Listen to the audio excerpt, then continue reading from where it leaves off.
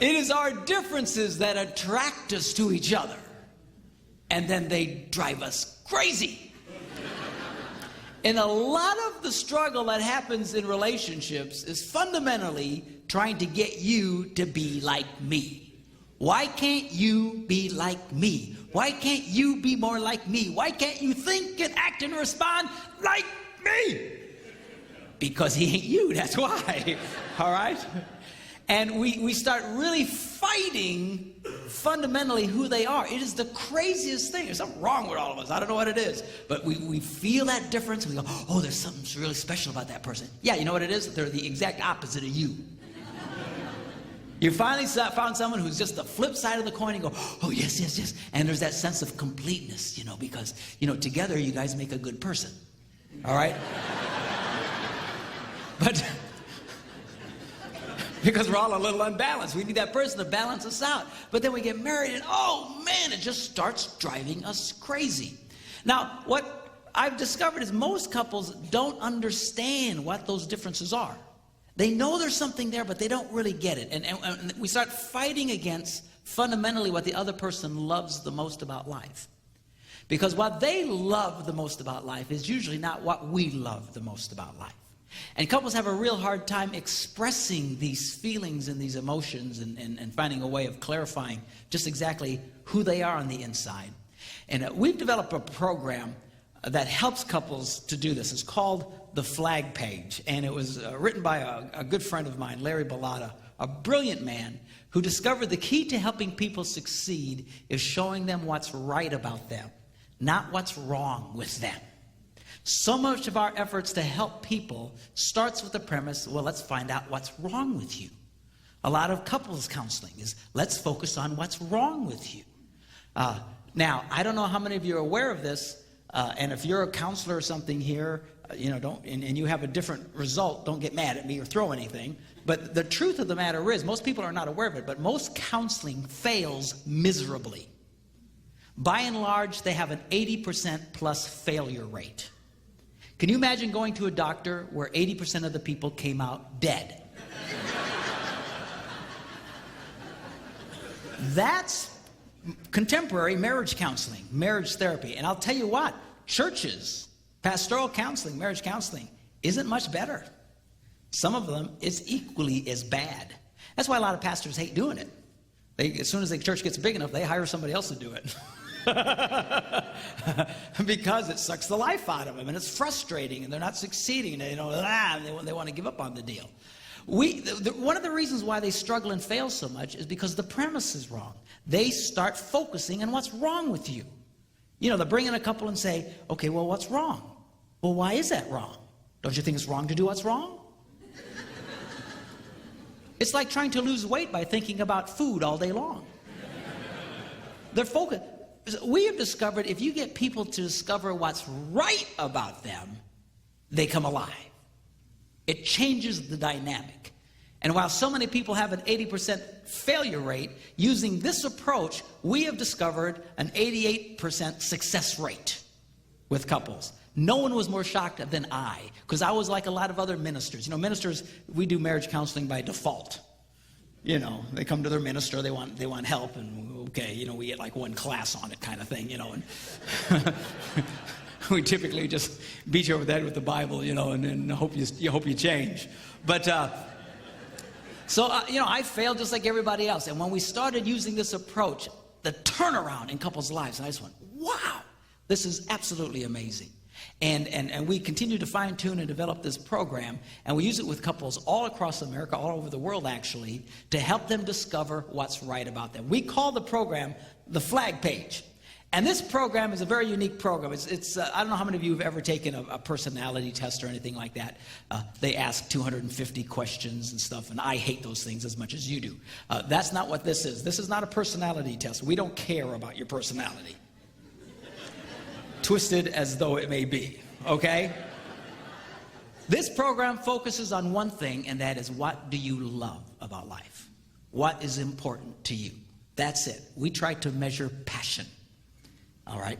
Now, It's a test that you do online. You go on the computer, you go online, you enter a code. You have to purchase this little code, and you enter the code, and then you can go in and do the program. The program consists very simply of 3 steps. It's so simple. When I first took it, I thought, this is stupid. It can't possibly be accurate. And I was blown away by the results. But the 3 steps are very simply. Number 1, it gives you a list of words. And then you simply click all the words you believe describe you. Now, this is not what you wish you were. All right? Because a lot of you girls, you go, oh, I wish I was that, I wish I was that, I wish I was... you'll just look like somebody else is all it is, okay? You'll look like what you wish. We don't care about that. Don't think in those terms. This isn't what you wish you were. This isn't what your mama told you had to be, okay? This is, yes, that describes me, yes or no. Boom. You pick the ones, you click a button, you go to step 2. You rate on a scale of 1 to 10 how specific words make you feel. 10 makes me feel great, 1 not so good, 5 in the middle, whatever. Then you get step 3, where you prioritize those, the ones that are the most important to you. You push the button, and then in seconds, you get this printout. We call it the flag page. On this program, it'll show you why you act the way you act, why you react the way you react, where you're most likely to succeed in life, and most importantly, the 5 things that you love the most about life. Now, let me explain very briefly just the top portion of it. That's the most powerful part of it.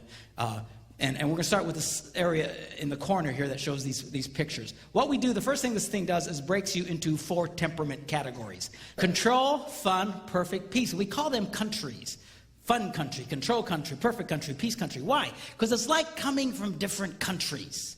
Different countries have different traditions. Different countries have different ways of looking at things. I used to use the analogy of like someone from China trying to relate to someone from Yugoslavia or something. But we discovered a really better example is like someone from the United States trying to relate to someone from England or from Australia or from South Africa. Why? Because we all speak English. We assume, there's a general assumption, we understand each other. But if you've ever been in these countries, you can find out in a hurry, different words mean different things. And you can insult people very, very quickly. We were in England some years ago, and I met this young couple, and they had this little boy about 2 years old, little toddler running around. I love kids, and I'm goofing around with this little kid. And at some point I said, come here, you little bugger, and I'm reaching to grab him. All of a sudden, the parents grab his hand and just storm out of the room. I was stunned. I looked at the guy next to me, I said, so what happened? He said, well, over here, a bugger is a homosexual.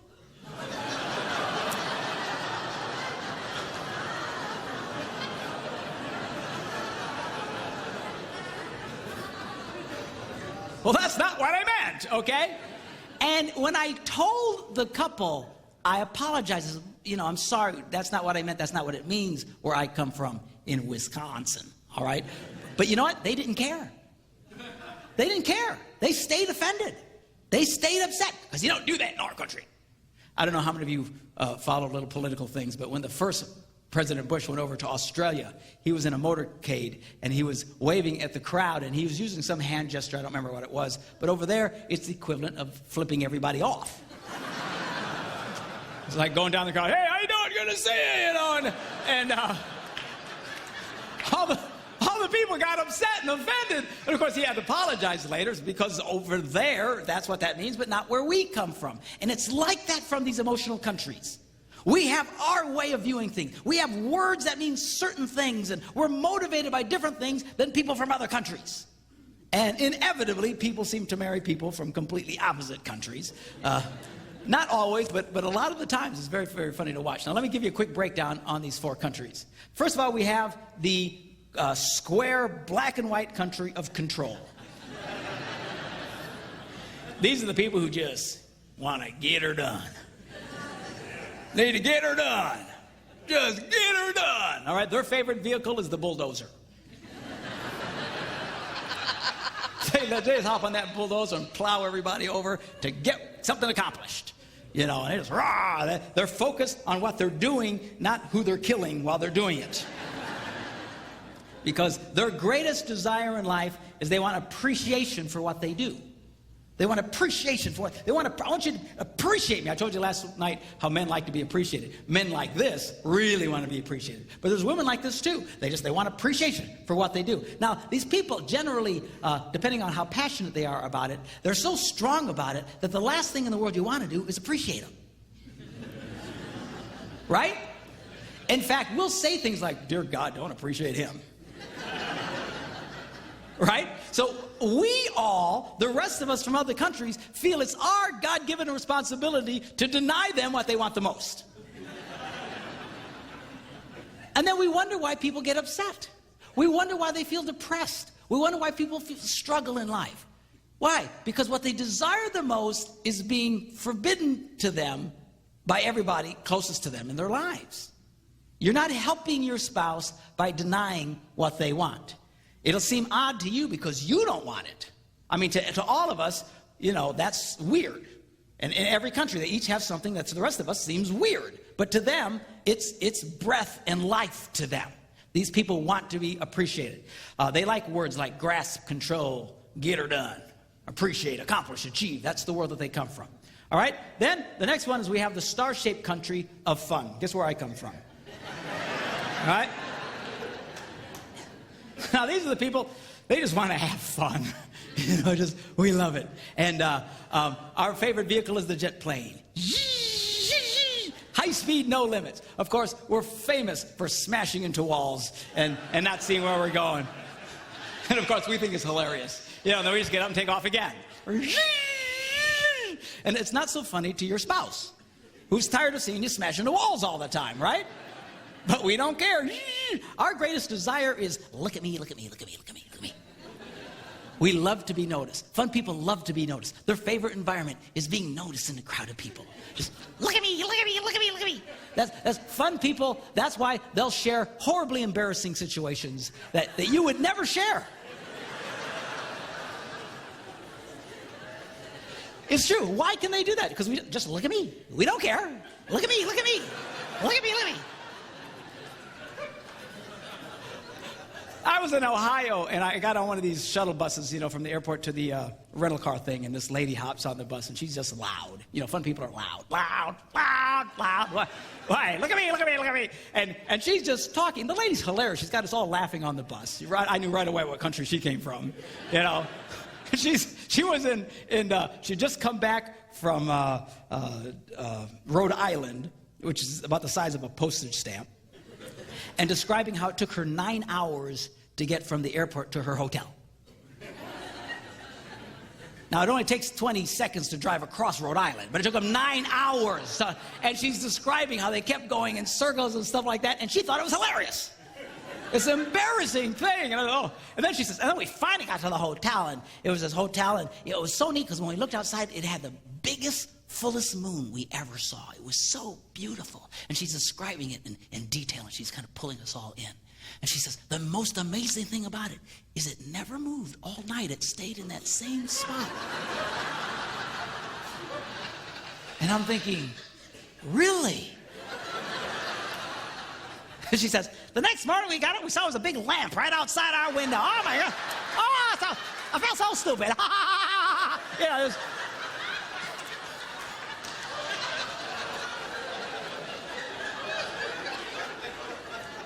Now you realize she's sharing this with complete strangers. She doesn't care. All right? She just loves to have fun and loves to be noticed. We're not real big on details. We're a little scattered brain. We're the kind of people we'll go to a shopping mall and we'll come out and we have no idea where the car is.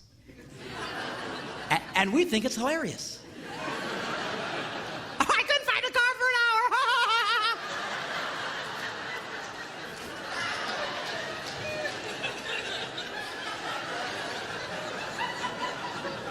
And of course, your spouse is not nearly as entertained by this. Highly irritated, okay? And what do? These people, they want to be noticed. All you fun people, what have you heard all your life from people? Oh, God, don't notice them. Don't encourage them. Don't encourage them. So everybody closest to you works the hardest to deny you what you want the most.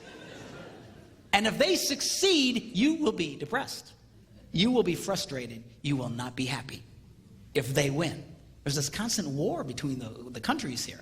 Now look at the words they like to use. Really, happy, good time, funny, great, ha ha ha. Now, we get a lot of people from Fun Country coming to my event because it's called Laugh Your Way to a Better Marriage. And just the title alone, they're in. Ah, okay, let's go. I love it. I love it. And what are they doing? They're trying to sell everybody by using their words. So if they're married to a control person, they're coming up saying, oh, come on, you need to come. It'll be really fun. It'll be really great. Oh, we'll have such a blast. But you're speaking Swahili to this guy. See? Because there's not one word you said that appeals to him at all. No, come on, it'll be really fun. It'll be really fun. It'll be really fun. We all like using our own language. And then we can't even begin to comprehend why the phrase really fun doesn't motivate you to come. All right? If you really wanted to succeed with Mr. Control or Mrs. Control, you would use their language. You would say, honey, we ought to go to this thing because we'll be able to achieve more in our marriage. We'll be able to accomplish more. We'll be able to get more done and we'll succeed more in our relationship. Now you're talking his language. Do you see the difference? But we don't want to do that. We don't even care what the other language is. We just want to use our language. And it gets us in trouble. So this is important to try and understand. Then we have the people from the diamond-shaped, hard, perfect world of perfect. And these are the people, they just want to get it right. It's just details, details, details. They view the world under a magnifying glass, And they're always looking for flaws. And their way of saying, I love you, is let me tell you what's wrong with you. You know what I'm talking? Some of you got that. You always telling your spouse, you need to quit doing that. You need to do this better. And why do this is their version of love. If they didn't care, they'd let you just burst into flames. They wouldn't care. You're about to drive over a cliff. They don't know you. They don't care. Just see you. But they love you. They're always pointing out what's wrong and how you can be better. These people, they're perfect. Their ideal vehicle is the train. That's because unless this rail is exactly, it has to be exactly from the same distance from this rail, or the train's not going to move. These people are often accused of being control freaks, and they're not, and they get mad. If you have a spouse that you say, you're just a control freak, and they get mad at you, I promise you they're not a control freak. They're probably a perfect person. Control people, when you accuse a control person of being a control person, you know what they do? They go, that's right. They love it. That's right, I'm a control. Get out of my way, But perfect people are often accused of being controlled, but the reason that it feels like they're controlled because they're always stopping the train. They're train stoppers. They're not controllers. They're not trying to control the environment. As control people like to control the environment. They like to do this, do that, put this here, do that. They light up with that. But perfect people, they just want to get it right. That's their desire. Get it right. Let's get it right. Let's get it right. Now, it doesn't mean it is right. It's just right to them. These are the people that if they were on the Titanic, the only thing they would be concerned about is that the furniture stay arranged on deck. The rest of us would be on, we're dying, it's going to sink, who cares? I'm sorry, it's policy. We got to keep these chairs over here because that's what it says in the manual, You ever run into somebody like that?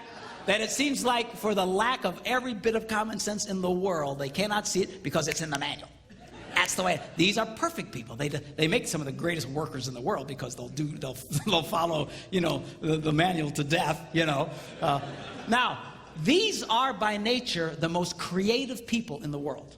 Your best architects, your best artists, your best designers, your best musicians. Janet comes from the world of perfect. It's her highest score. They take details and they make them come alive. They are creative geniuses. All right? But they are by nature the world's most sensitive people. And what they desire more than anything is really not perfection. They just want you to be sensitive to their feelings, which is something you'd never even connect that. You think, well, they want perfection, they want to view stuff, they want everything. No. Their greatest desire, sensitivity to their feelings. It really throws everybody because no one picks that up because they're always throwing darts at everybody. That's wrong, that's wrong, that's wrong, that's wrong, that's wrong, that's wrong, that's wrong. Okay?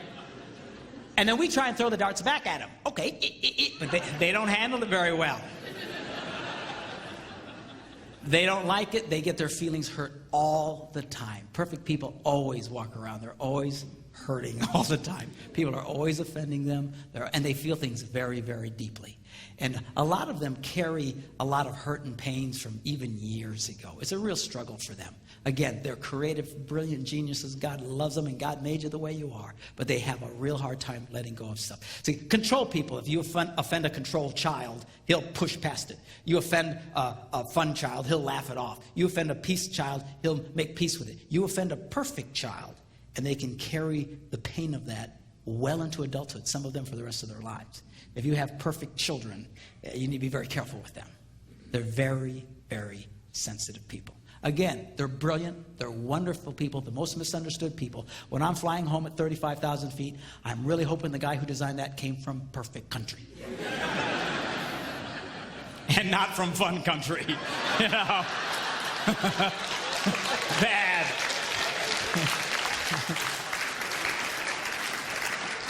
Because all we care about is that it looked cool. And if it blows up, we go,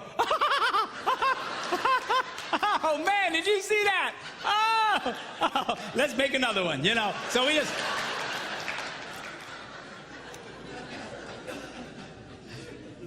They like words like ideal, right, details, feel, that sort of thing. All right? Then we have the final country, the country of peace. These are the people who just want to get along with everybody. Can't we all just get along? I call it the Rodney King motivation. Can't we all just get along? You know, their favorite vehicle is the gondola on calm waters.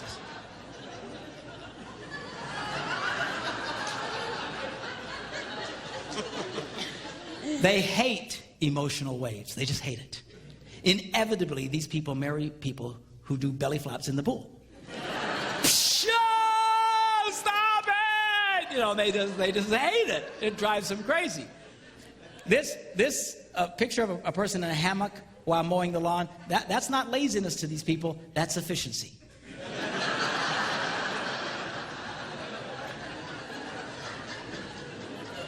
Stay calm. Just stay calm. They like words like no hassle, the easy way, relax, low maintenance, smart. You know, they just like doing things, you know, with as little discomfort as possible. Now, these people's greatest desire, the control and fun, they're the easiest to recognize what their desire is. Perfect and peace is harder. Perfect, I explained to you, but peace people, what their greatest desire is for you to respect who they are. That's what they really want. The problem is, these are the easiest people in the world to disrespect. It is because they're so nice. And they're so placid and so bendable. They're just... And when anybody from the other countries run into a peace person, we immediately think, here's a chance for a convert.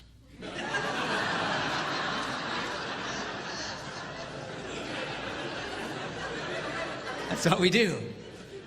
We can get him to the dark side. Follow the dark side. Because we think, because they're so nice, they really need what we have. And we can bring them to our side. So control people, you know, they'll come to a peace person and say, you need to get more done in your life. And a peace person will go, okay. And a fun person will say, you need to be more excited about life. And they'll go, okay. And a perfect person says, you need to get it right. And they'll go, yes, you're right.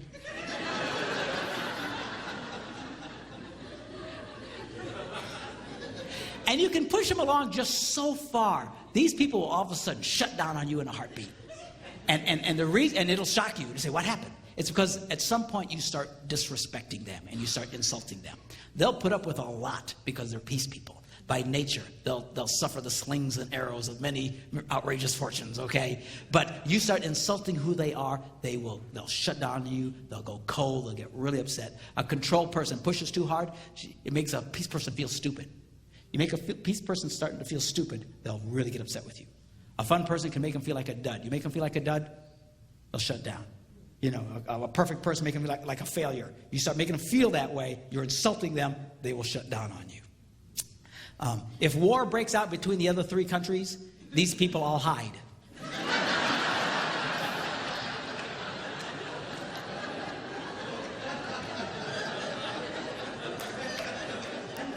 And they come out and join whoever won at the end. That's...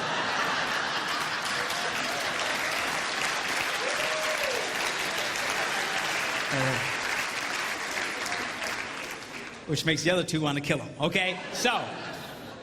So that's the temperament thing. This is just the beginning. This is why you act the way that you act, the way that you approach life. Then what this program does is it measures what we call your hard motivations versus your soft motivations. Now, soft means calm, patient, peaceful, low-key, easygoing. Hard sounds bad, but it's not bad. It's great. It's wonderful. Strong-willed, bold, born leader, organized, self-sufficient people. These are wonderful, wonderful people.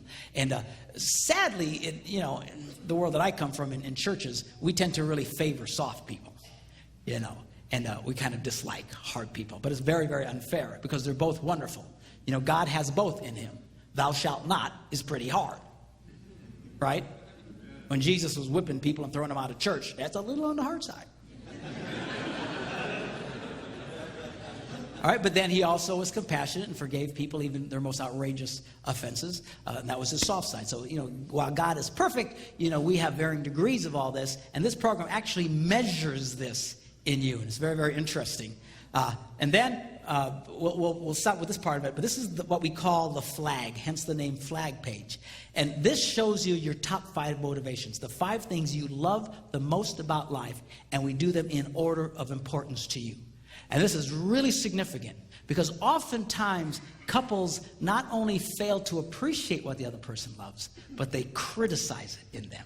And when you start criticizing what the other person loves the most about life, it really causes a great deal of pain.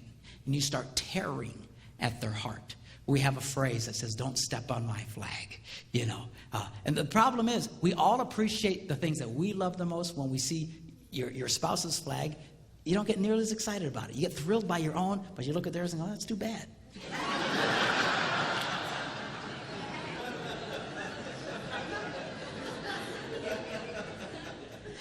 Now, we're going to take a break. When we come back, I'm going to show you, I've got a couple of couples, guinea pigs, that have already taken this program, and I'm going to bring them up on the stage, and I'm going to go through just a part of their flag with them so you can kind of get a sense of how this program works and how couples can try and learn so much about each other and learn how to succeed with each other. So we'll do that when we come right back, all right?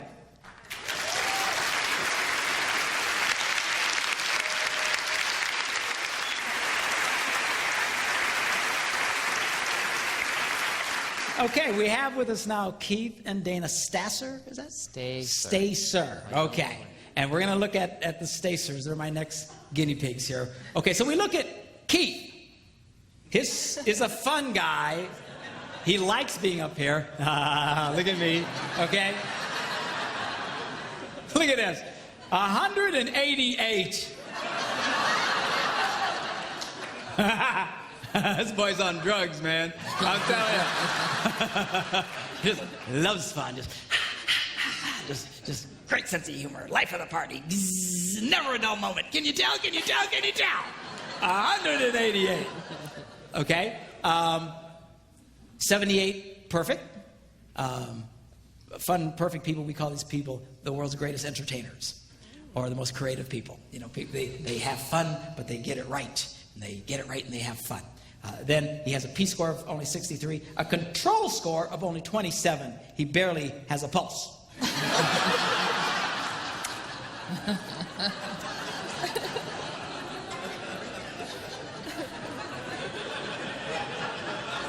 Who just happens to be married to...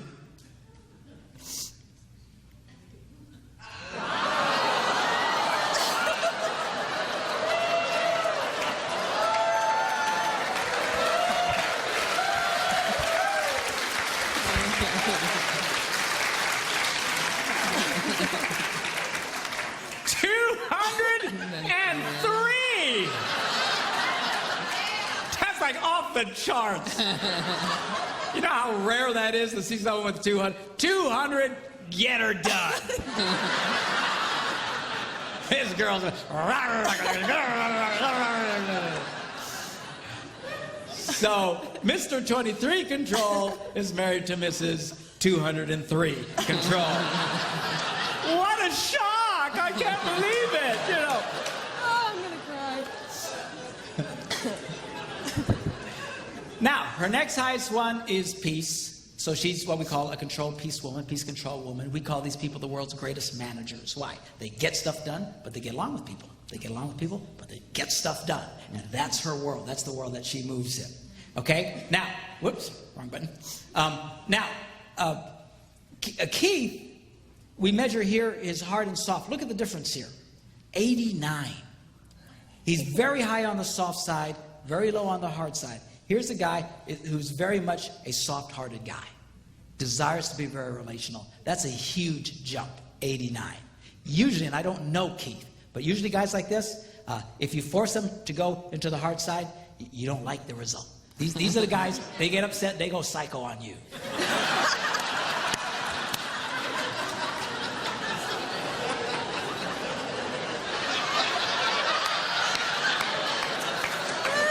That's hilarious. They'll use a bomb to kill a fly. They will nuke the joint. I mean, they will go off on you. And the good news is you don't see it very often, but when you see it, it just freaks you out. And everybody says, why are you so upset? You don't have to get so upset, which only makes them more upset. The reason they get so upset and the reason they so overreact usually in tough situations is they don't like being there. What they're trying to do is kick back to the soft side. They don't like being there. I think of the Incredible Hulk. Don't make me angry. You won't like me when I'm angry, okay? Now, Dana is a balancing woman. She can be comfortable doing black and white as well as being very relational. It's harder for him to be confrontational and direct with people, but not for you, okay? No, which no problem. Not a problem. It's a lovely thing. Now, the reason that can mess with you, and I don't know you guys, but a lot of couples, they can feel bad about that because our culture approves of hard men, like the first guy that was here, and soft women. We don't particularly care for tough women and soft men. And a lot of times, they can feel like there's something wrong with There's nothing wrong with you. This is exactly who God made you to be, and it's fine. You might find yourself in a situation where you'll be saying to him, why can't you tell the kids no? Why can't you call that guy and say that? Why can't you be a man? Or whatever words you want to use. The thing is, it's because he doesn't like that. If it's confrontational, if it's hard, he will let you take over really quickly. And that's fine. There's nothing wrong with this. In fact, a woman who's a big control, tons of confidence, quick to action, she just, there's nothing wrong with that. It's great.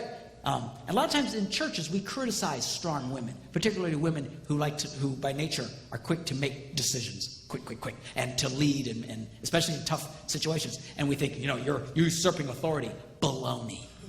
They're not usurping authority. See, we misunderstand that in this nation, in this Western culture, because we think authority is tied to what you do.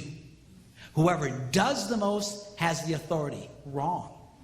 In Eastern culture, they understand authority is not based on what you do, it's based on who you are.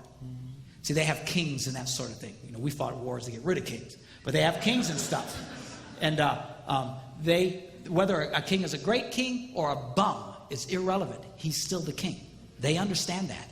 It's based on who you are, not what you do. And we have a hard time with that. Even in Eastern religious culture, a lot of their worship songs celebrate the Christ and the inherent Godhead that was in Jesus, and they celebrate Christ for who he is. In Western culture, our songs are all about, let's celebrate Jesus for what he's done. See, everything's about doing here. And we misunderstand. We think because a woman's doing a lot, she's taking. No, that has nothing to do with authority. Best example of that in the Old Testament is when you read the story about Joseph in Egypt. The Pharaoh put him in charge of everything. Joseph made every decision about everything. He called all the shots in Egypt. The Bible says there was not one thing that Joseph was not in charge for and responsible for. If you came into Egypt, you'd have swore Joseph was the Pharaoh. But was Joseph the Pharaoh? Never. Never. Never at one time did the people even think he was the Pharaoh. Why? Because they got it. Now, I don't know what the Pharaoh did. Sit around eating bonbons all day long. I have no idea. But it was irrelevant. What you do does not make you the king. It's who you are. Okay? I don't know if that helps at all a lot, but it's good for you to be who you are. This is the way God wired you, Miss 203, control. And tons of confidence. I can do anything. And don't get in my way. Okay? And she loves that. Now, Miss, tough girl is married to Mr. Sincere at Heart. He's a warm, fuzzy guy. Again, thoughtful, genuine, compassionate, likes to have fun, never a dull moment, faithful, and she's this quick to action, confident, optimistic. I can do anything. Anything's possible. Come on, follow me. Da, da, da, da, da. She loves it. Also, Sincere Heart also has the great sense of humor. Bottom line, if she gets this fulfilled in her life, you just looking at these words makes you feel good, doesn't it? Oh, yeah. I'm telling you, you have to do it to see it. I look at other people's, I think that's nice, but when I see mine, I always go, I love it. That's how powerful this stuff is. And the same for Keith. When he sees that, he just goes, yes, that's me. This is wonderful. This is great. The problem is now, if you want to have a bad marriage, you just start criticizing him for these things. Always goofing around, everything, you got to be real about everything. You never goofing off, you got to quit goofing off. You need to be more serious about life. What's the matter with you? Okay? You criticize her for always trying to be in charge. What's the matter with you? You always think everything's going to be great. Sometimes things are lousy.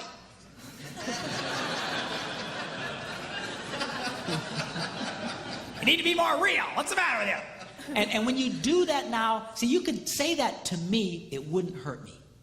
Because I don't have any of this. I just go, all right, I can work on that. You do that to her, now you're tearing at her heart. You're tearing at who she is. A lot of times what you criticize most in your spouse is what they happen to love the most in life. You don't even know it. They've never told you. And then you wonder why you're struggling and why you're hurting each other so much. This program will help you discover it. Let's take a look at Dana and Keith's rules for feeling loved. Dana's rule for feeling loved, tons of confidence. Encourage and release me to go to the next level. She wants you to approve of her being this big control, get her done chick. Yeah. That's her number one rule for feeling loved. That's right. You know that number, and she's got number 2, 3, 4, and 5, by the way. She hasn't done all this yet, okay? That's right. But you work this through, and you come up with her 5 rules for feeling loved. Tell you, it's impossible for her not to feel happy if you respect those in her life. And for Keith, sincere at heart, his number one rule is I need you to sincerely appreciate me. And when he says sincere, it means to be real. You got to be very, very real with him. Again, these guys who have sincere, they can smell phony a mile away. Mm-hmm. They can tell when you're being, just blowing smoke at them. The more real you are with him and you appreciate him, the more he'll come to life. And again, he also has 2, 3, 4, and 5. And again, you get these 5 rules in their lives, and these people will come to life, and they will succeed at a level. And check it out, neither one of them has to change. And they can be completely happy. I believe you could stick virtually any 2 people in the world together. This is not eharmony.com, okay? We do not care about that. This isn't trying to find, why are we the most alike? It doesn't matter if you have exactly the same stuff or you're totally different. Bottom line is if you will respect, honor, and encourage each other, just these 5 things. Stop and think about that. You do this program, I can show you 5 things. If you will do those 5 things, you will have a happy wife. Take it to the bank. Amen. You do these 5 things, I can show you how you can have an absolutely thrilled and encouraged, happy man in your life. But a lot of us don't even know what they are. We never talk about it. That's the power of this program. All you have to do is when you do the program, again, you just have to go online and enter the code. Now, when you buy my book, where's a copy of the book? There's a copy of the book over here. Very professional on the floor here. Okay, here we go. Here's a copy of my book.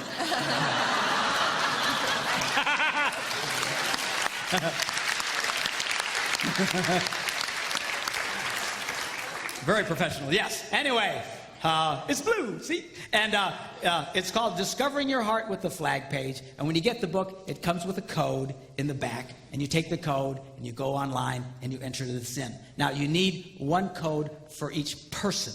So if you want to get the book and you want one for your spouse, you'll have to buy the code. The codes are only $10. They're very affordable.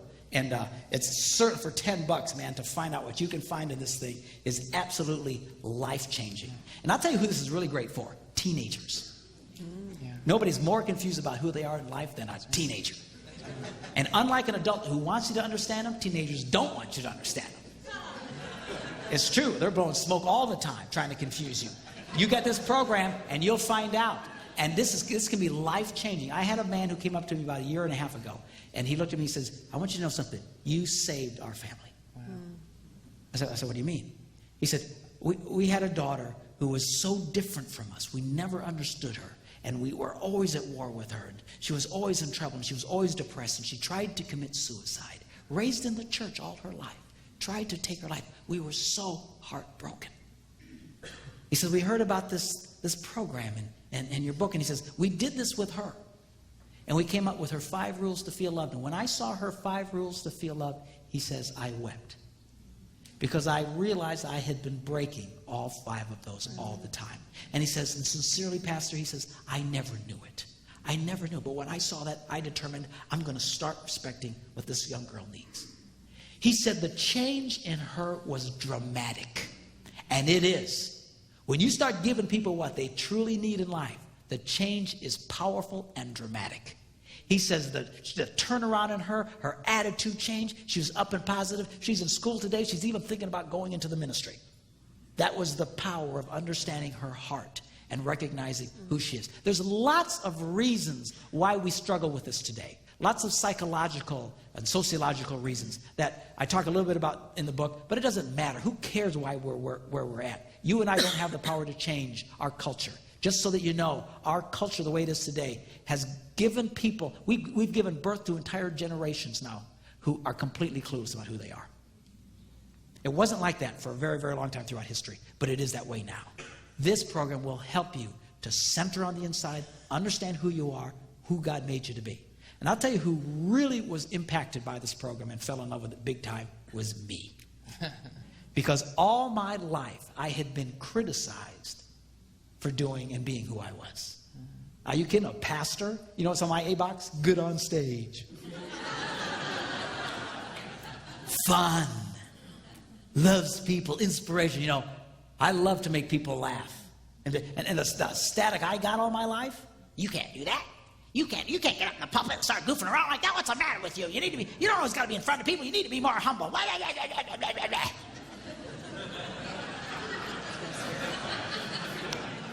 All from men who did not have any of those things in their hearts. They didn't have it. I had it. Something's wrong with me. All my adult life, I spent the majority of my time, I'm a musician. I'm very good at what I do. I was also a video producer. And churches loved hiring me because I was in charge of their music programs and helped do their multimedias and stuff. And I spent, here's a guy who loved to be in front of people, inspire people. I spent the majority of my day in a dark room with a computer or a keyboard. Na na na na na na na na na. Na na na na na na na na. Na na na na na. And the thing is, I'm very good at it. And I was told all my life, all that matters is you're good at what you do. Wrong. It's important that you love what you do. And when I saw that printout, I was heartbroken. And I said, oh, yeah, that's me. It's too bad. Seriously, I thought that was what was wrong with me. And Larry, the guy who developed this program, was showing this to me. He says, no. This is what's right about you. I said, no, it's what everybody hates about me. He said, well, I don't know what they hate about you, but this is who you are. And you need to be this. And I remember taking it to the senior pastor where I worked. And he says, is this really how you feel? He says, yeah. I said, man, you need to change your life. And he helped me launch into what I'm doing today. And now I'm touching millions of people's lives, doing all the stuff everybody told me I couldn't do.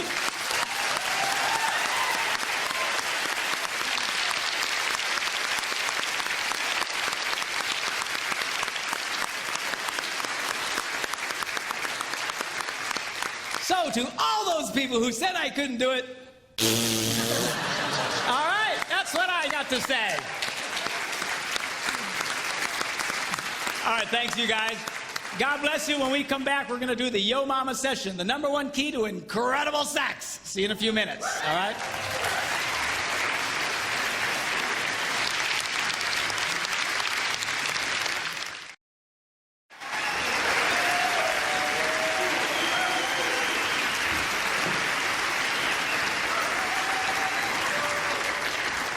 Okay, now we're going to do the Yo Mama session. The #1 key to incredible sex. And I just want to set this up a little bit for you guys so you can kind of understand where I'm coming from. In addition to some of the things that I do, being a minister and a relationship speaker and a musician and whatever, I'm also a pilot. And if I were to try and tell you how to go from my home airport in Stevens Point, Wisconsin to Green Bay. Ooh, we got a Green Bay person there. They say, Pastor, how do you get there? I'd say, well, you pretty much would fly a heading of 090. Actually, technically, it's a little more north of that, but for our example, that's fine. You fly 090, you pretty much go right from Stevens Point to Green Bay. Okay? Now, that's assuming there are no other variables. For example, if the wind starts blowing very hard out of the north, and you keep flying 090, you won't get to Green Bay. You'll wind up in Milwaukee or Chicago or who knows where else, depending on the strength of the wind. So if the wind is coming that hard, we might change our heading to 065 or something. Now we're flying more like this to go this way. Okay? If you keep just pointing the plane to where you want to go without adjusting to the variables, you'll always get off course. So it seems kind of odd, but a lot of times you're flying in weird angles so you can go straight. Now, what I'm going to share with you when I talk about sexual issues here is how to get from point A to point B. But it depends on your variables, and everybody has them. All right? And it's impossible for me to cover all of that in this session. I'll try and do the best that I can. But you're going to have to use your own best wisdom, your best judgment, common sense to understand why something I might share may not exactly help you get to where you need to get because of your past or whatever the deal is. And then you adjust accordingly. And if you're really stuck, give us a call. Call our office. We would love to help you. And we really appreciate when people call us and asking us questions about, well, how do I deal with this problem and that sort of thing. So just keep that in mind. I understand you might have some big variables, and you'll just have to adjust for yourself in that. The other thing that I want you to keep in mind is this. Being a minister, sometimes when you start talking about sexual things and you start to try to explain to people why you have certain moral stands, they don't really understand. But there's a reason for that. The reason God encourages people to wait until marriage to have sex is because when you have sex outside of marriage, you run a very high risk of messing things up. Now, this is particularly true for men. Men tend to imprint off of their early sexual experiences, much like a bird. Some of these birds, these cranes and stuff, they imprint on the first thing they see after they're born. I don't know if you know about this, but there's some animals that when they're born, the first thing it sees, it imprints on and thinks it's mama. So if these stupid cranes are born and a chicken's around, it's going to follow the chicken and ignore its mother. And professionals who deal with these animals have to be very, very careful not to be seen. Or if I've watched them work with them while they're actually dressed up like gigantic cranes to get around them because they're not the brightest things in the world. It's mama, and they'll follow it everywhere. And men tend to imprint off of their early sexual experiences.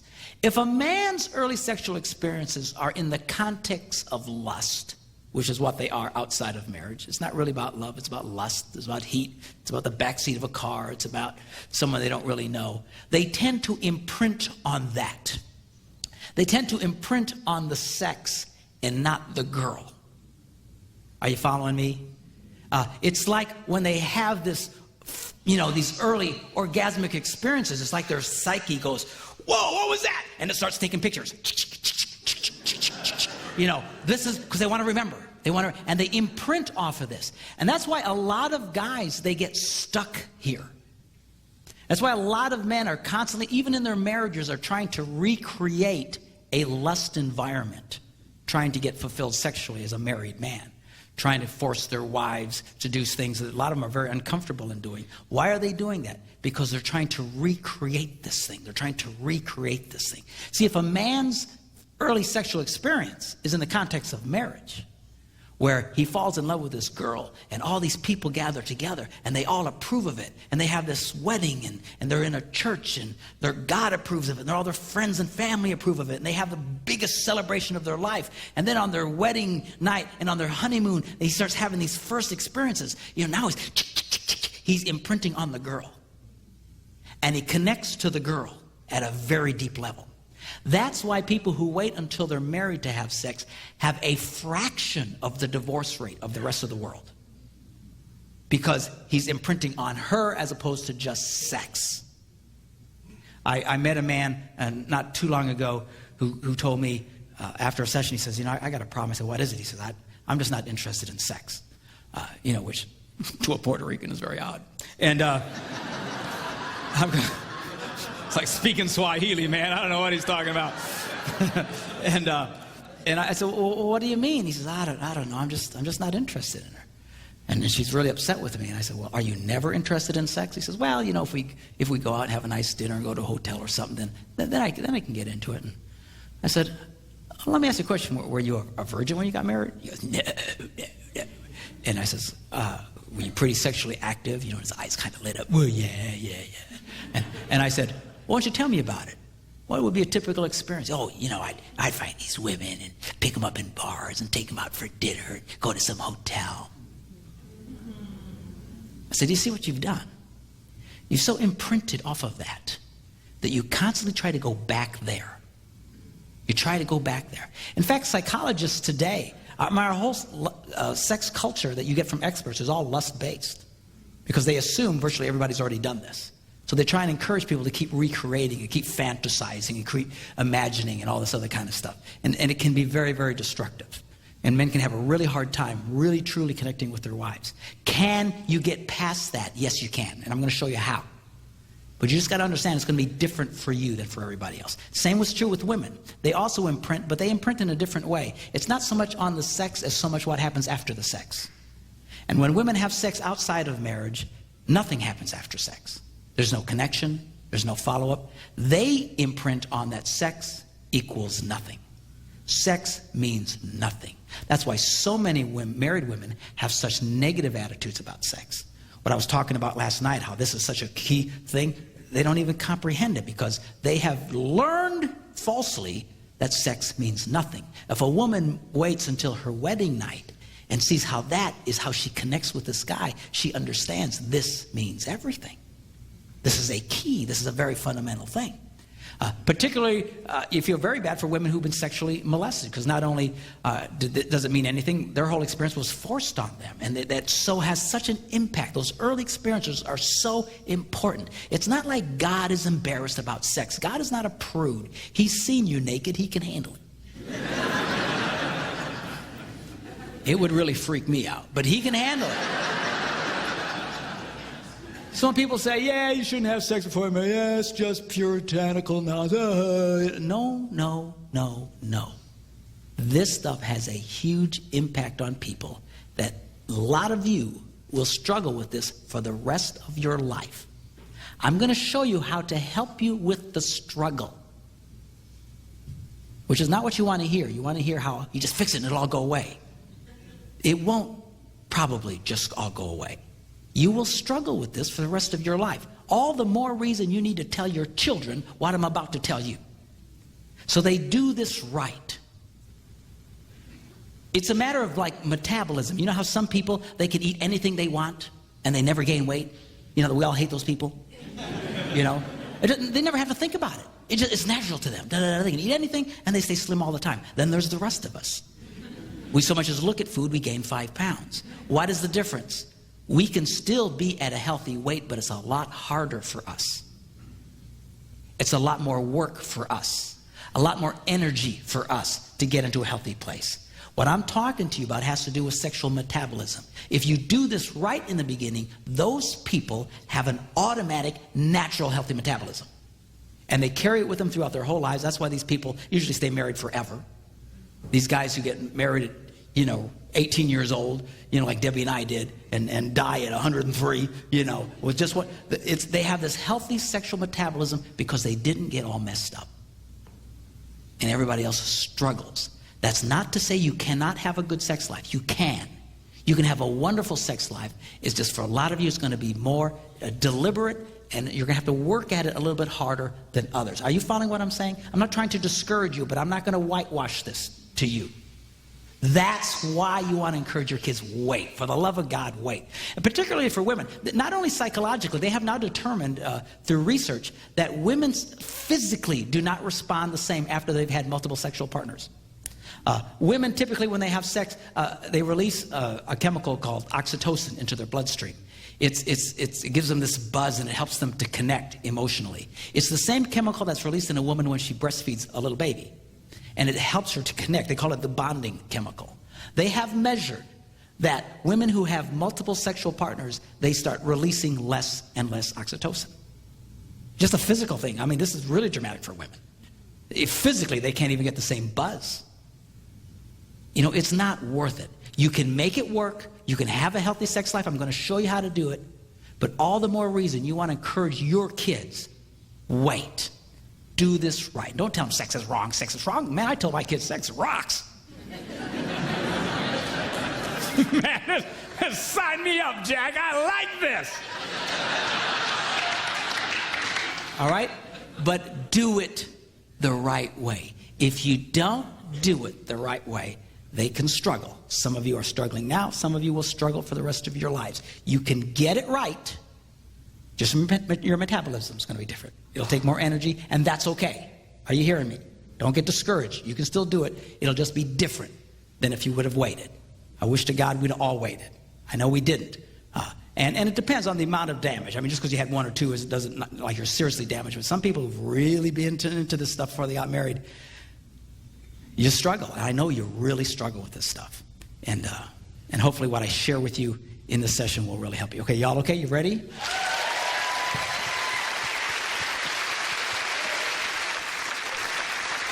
Now what we're going to do is we are going to focus on the woman. You say, why is that? Because she's a lot more complicated than you.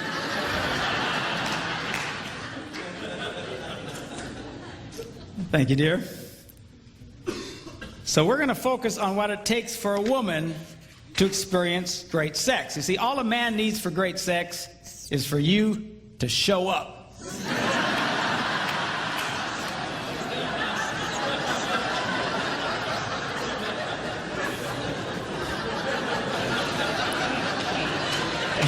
All we need is oxygen. Where is she? All right? All right, so guys are easy. Women are a little bit more complicated, and we're going to approach this. And again, keep in mind, I'm going to be dealing with this issue from a stereotypical standpoint that a man is more interested in sex than his wife. If you're the opposite, you just have to interpolate, and a lot of the same rules apply. All right? So anyway, so number 5. What does a girl need? Well, first, we're going to start with 5 and go up to the number 1 key to incredible sex. She needs romance. Looking at the Song of Solomon, he writes, "How delightful is your love, my bride. How much more pleasing is your love than wine, and the fragrance of your perfume than any spice." Here's a man who knew how to talk to a woman. He was romantic. Romantic. One of the things that really has me ticked off today with the whole porn thing, and there's lots of them that have me ticked off, but the fundamental one is that it has changed men today. It used to be that men were lovers of women. But this whole porn thing has turned so many men into self-centered pigs. It's not about making love to the woman. It's about being gratified. Why don't you do this to me? Why don't you do that? Hey, man, what do you do? Well, how about you get your head out of the toilet? All right? You want to have a great sex life? You've got to learn how to be a lover to the girl. You know, a lot of guys get mad because women aren't as turned on as they are automatically, or don't have as much desire as they have. Guys will say, well, my wife's not interested in sex. Sure she is. All women are interested in sex. All women have sexual desire, but it's different from you. Your job is to be a lover to her and awaken the sexual desire that is in her. All right? And a lot of guys, they don't want to do that. They just want to be lazy. I know, I are one.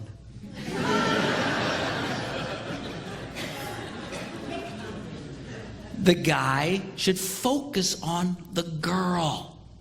It should be the man's goal to bring his wife to orgasm. You know, and you usually can tell by the way she responds, the little oohs and the ahs, and some of y'all it's yee-haw!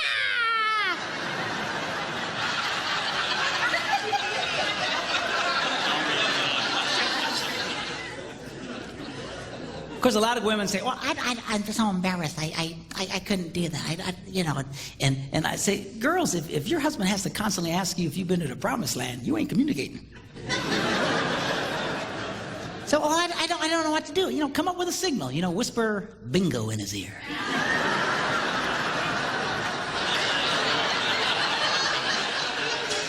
It makes for great code later. You can talk around the kids. They have no idea what you're talking about. Hey, baby, you up for some bingo later? Yeah, I can do some bingo, you know. Your kids will say, man, you ever see mom and dad play bingo? What's with the bingo thing, you know?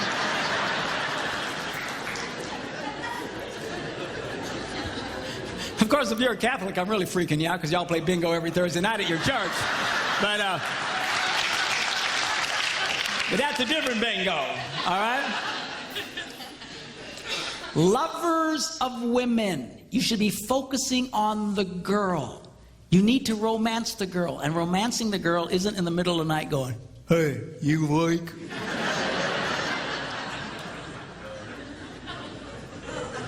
Say, well, I'm interested then. Well, you know, look, if your wife likes you waking her up in the dead of sleep, then go for it. I don't care. The minute you feel turned on, you don't have to be immediately gratified. All that's doing is God reminding you, be nice to the girl. Be nice to the girl. Be nice to the girl. All right? And then that should kick you into your romantic mode, not your, hey, come here, baby. Help me out, will you?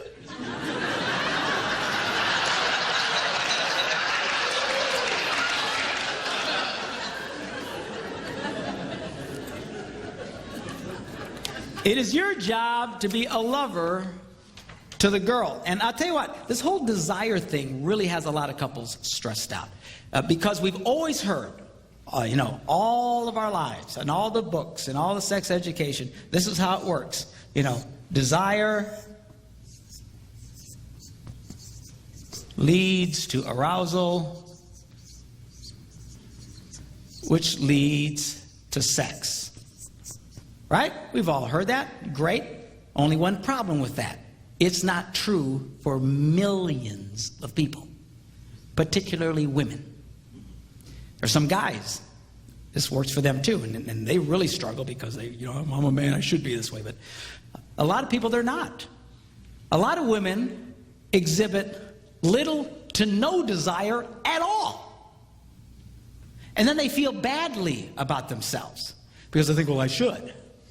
I should. Who told you you should? Some stupid textbook? Who cares? I have discovered, asking couples and interviewing them, that, you know, this whole desire thing, a lot of guys, yeah, she's just not ever interested in sex. She doesn't want to have sex. And I said, really? I said, well, let me ask you a question. Will she have sex with you? Well, yeah. Well, what's she like when she does? Oh, she's incredible. In fact, I've actually come to the point, I don't have any data to support this, but just, you know, from the couples I've talked to, but I've come to believe that some of the most sexual people on the planet exhibit little to no desire at all up front. In fact, a lot of women who are incredible sexual animals only feel like doing it when they're doing it. They don't lead with this big desire thing in front. Now stop and think how that changes your view of yourself. Because right now, if you think, well, gee, I never feel that much, there's something wrong with me, and then you develop a negative attitude about sex. See? And a lot of guys get angry at their wives because, well, she never initiates it. She never wants. Well, who cares? Who cares? I promise you, in my house, I am the initiator.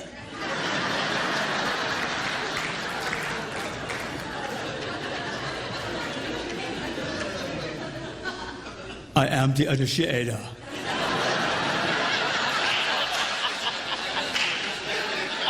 I will initiate, and then I'll be back.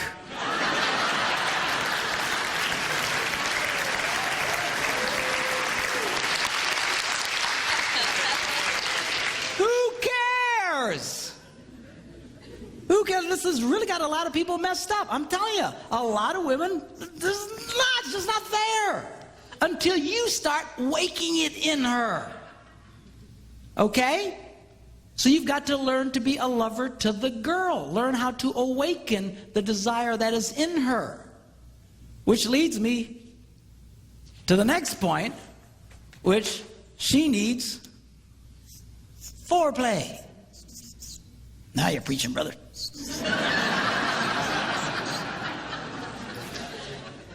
And let me say this to you. You know, a lot of guys' way of initiating sex is they'll ask their wife, you want to have sex? And the answer more often than not is no.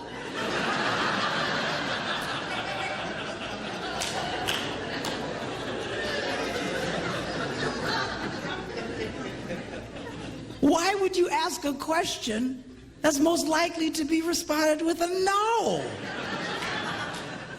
I never ask my wife if she wants to have sex. Never. I just go for it. Because I am the initiator.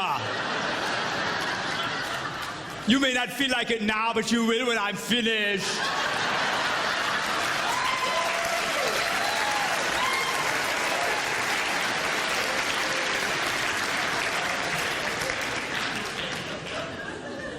Man, if your idea of romance and foreplay is, you want to have sex? There's something wrong with you. Come on, rise up. Take your place. Now check this out, Song of Solomon. I love this. He writes, your stature is like that of the palm tree, and your breasts are like clusters of fruit. I said to myself, I will climb the palm tree. Now take hold of the fruit. Hallelujah!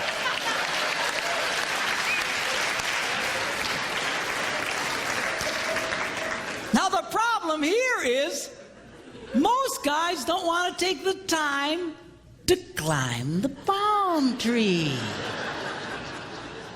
They just want to hop in a cherry picker and swing in and grab the coconuts. Hey, baby, come on.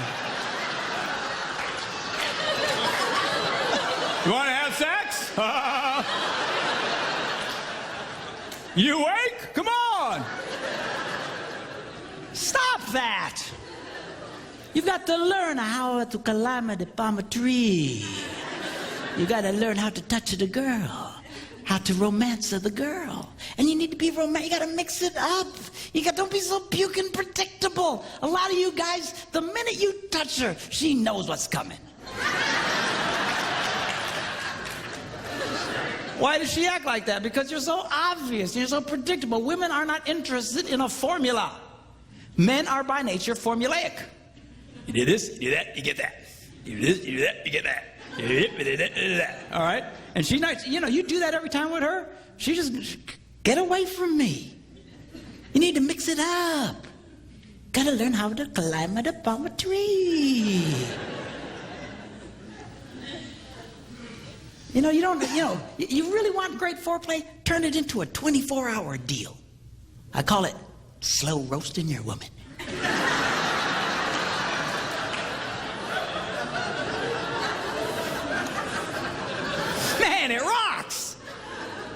Don't be in such a hurry. You know, kiss the girl, leave her alone.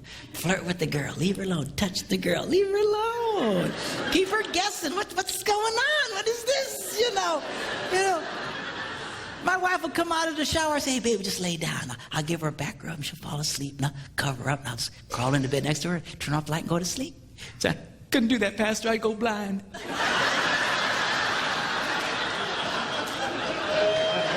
You won't go blind. You've got to learn how to climb at a palm tree. Take it a time. Don't worry about this desire thing. You see, I'm waiting for her to have all this desire out in front. Stop. You're going to be a very old man before you have sex again.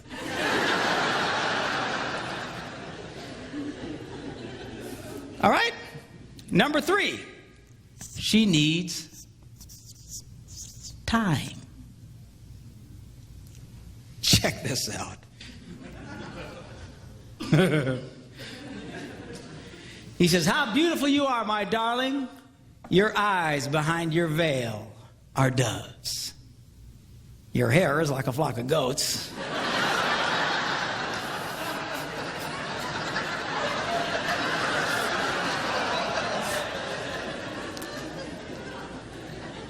Not my choice of words, but apparently 4,000 years ago, this was hot talk.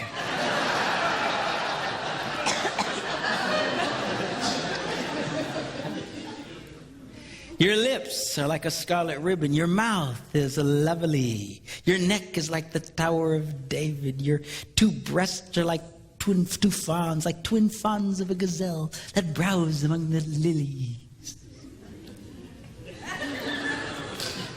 And check this out. He says, until the dawn breaks and the shadows flee. In other words, all night long. This dude had to be in his 20s, man, I'm telling you.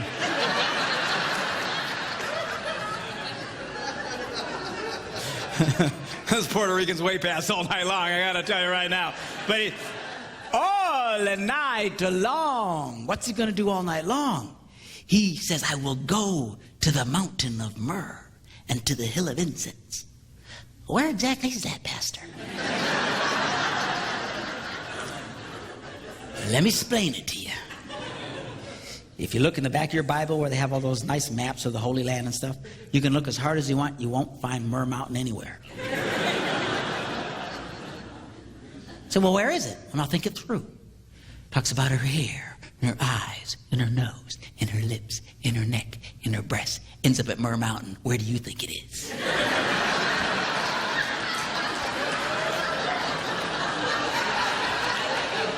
That's in the Bible?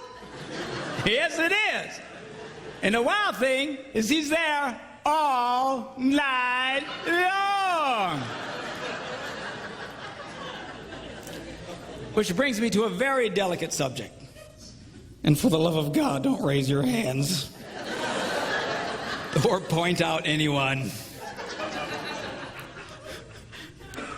But this is a problem for a lot of guys. I was watching this TV show once. My wife was in the hospital, and I was in the hospital with her, and we're just kind of killing time watching TV and flipping through the channels and all these daytime shows and different chick shows, talk shows. And we hit this one, and the lady says, today we're going to be discussing why women have a difficult time achieving orgasm. I said, okay, I'm in.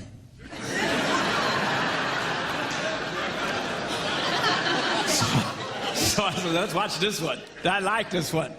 So they have these women, and they have these psychologists and these doctors, and they're all, what's wrong with us? What's wrong with us? You know, women, what's wrong with us? We stink, we stink, we stink. And then they would go to the commercials, and they would do these teasers where they would ask a question and then give potential answers, and then you had to wait till after the commercial to get the answer, right? It's a teaser, make you stick around. Well, about halfway through the show, they asked this one question. What is the average length of a man's sexual experience? A, 2 minutes, B, 10 minutes, C, 20 minutes. And it went to commercial. I looked at Debbie and I said, you know what the answer is? She goes, no, what? I said, 2 minutes. She goes, oh, it is not. I said, you watch. Came back and ding, hey, 2 minutes. And then they went on. What's wrong with us? How can we have a hard time achieving orgasm?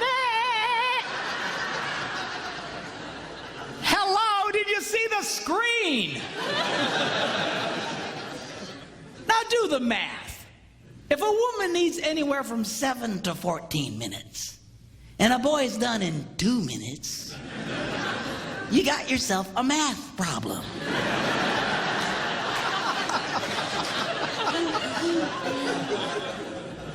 And the worst part of it is, 2 minutes is the average.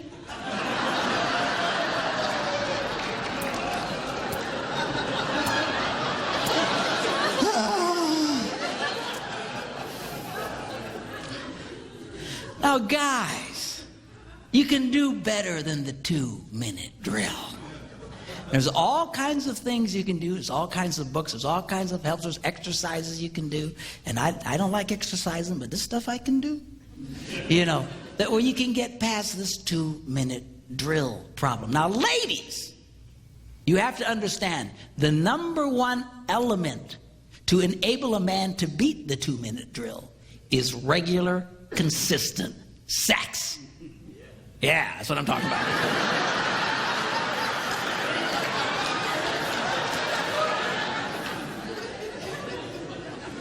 You make a guy wait for 2 weeks, and he ain't gonna last 30 seconds, for crying out loud.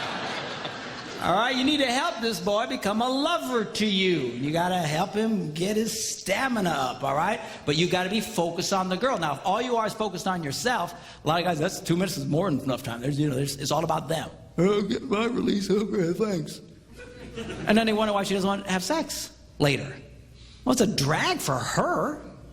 I know women who've been married their entire married lives who've never had an orgasm. Never.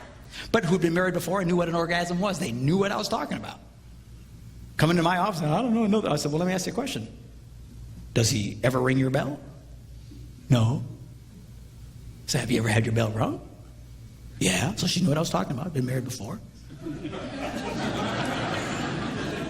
So let me ask you a question. When he makes love to you, she goes, yeah. I said, 2 minutes or less. She goes, how'd you know? I mean, come on, guys. We can do better than the 2-minute drill. All right? Number 2, she needs privacy.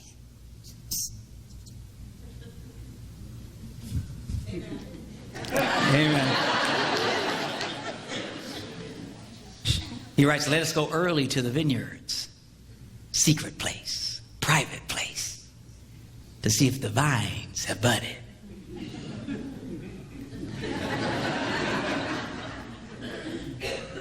If their blossoms have opened. If the pomegranates are in bloom. People sure are into gardening.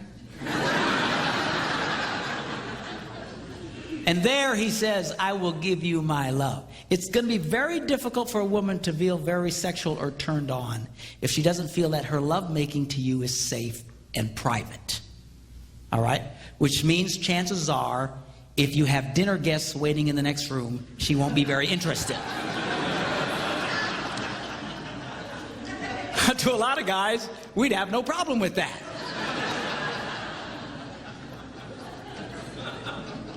Make yourselves at home. There's Doritos in the cupboard. We'll be with you in a little bit.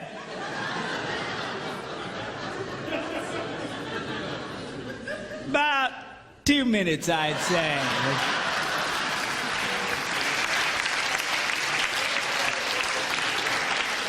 She's not going to be interested in that, you nitwit. That's why for a lot of women, just having children makes it difficult for them to feel very sexual. I call children the anti-sex. Because they're always around. They're always around. It's always around. And it's hard for them to feel very sexual. You got to work with her on that. And ladies, you know, there's locks on your doors. Use them. You know. You can't just neglect the sexual needs of your husband until they're 18. Don't worry, honey. They'll be gone eventually.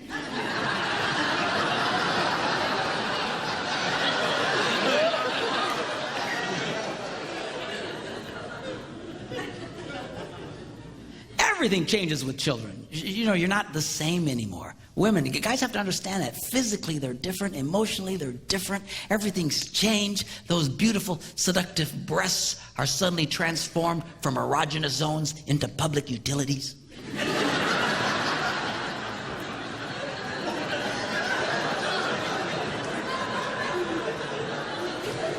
And guys, she's being touched all day long.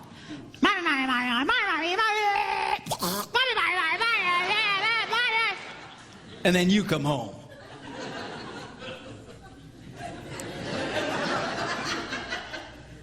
Hey, baby.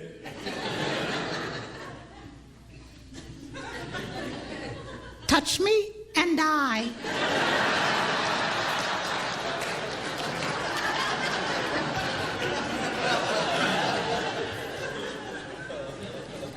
You know, you hang a couple of monkeys from your testicles all day long. See how you feel at the end of the day. I'm good. I'm good, thanks.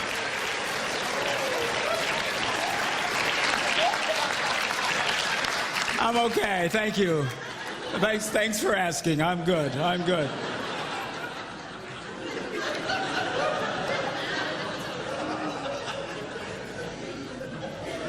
Boys, she's not the same, but girls, he is.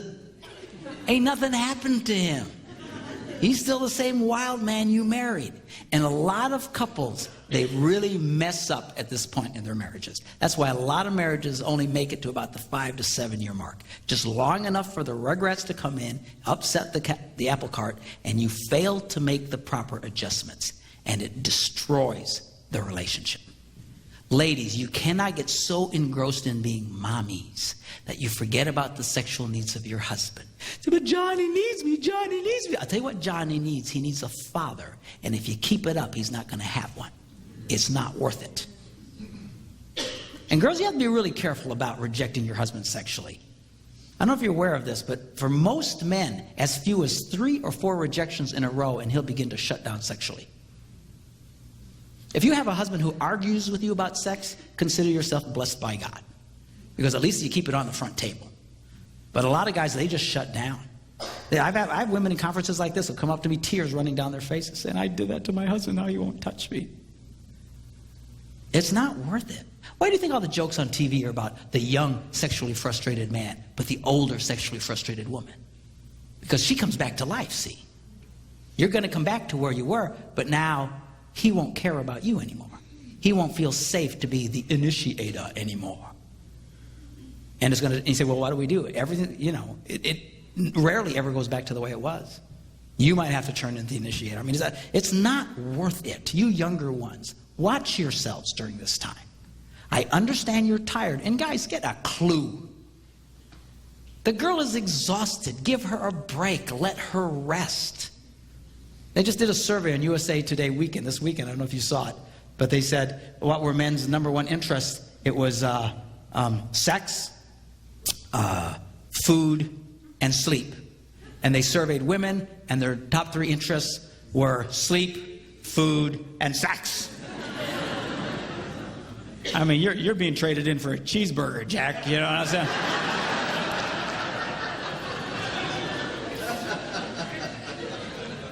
Help the girl. Let her rest. Give her a break. You want her to be a lover to you? Let her take a nap. You take the little rugrats for a while. Let them peel your brain apart.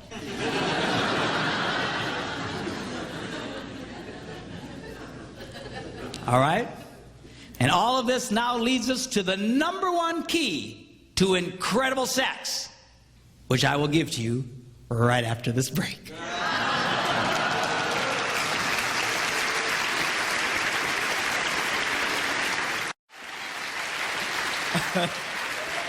Alrighty, here we go. The number 1 key to incredible sex.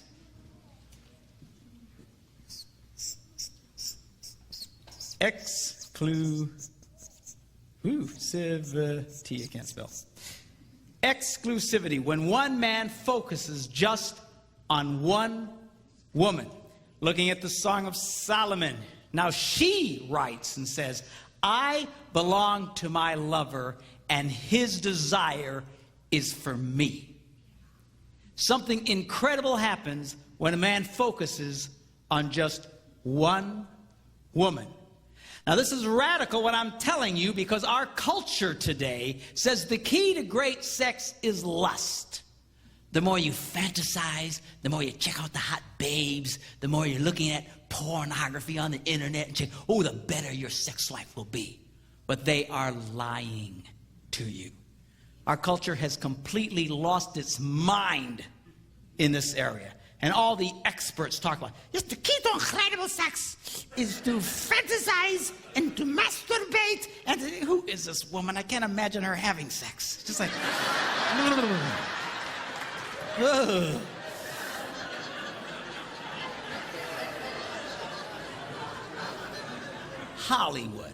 Hollywood, the people who can't stay married for more than 3 months at a time, is giving us the perfect scenario for great sex. Lust, fantasy, ooh, ooh, ooh, ooh. But it is a big, fat, stinking, puking lie.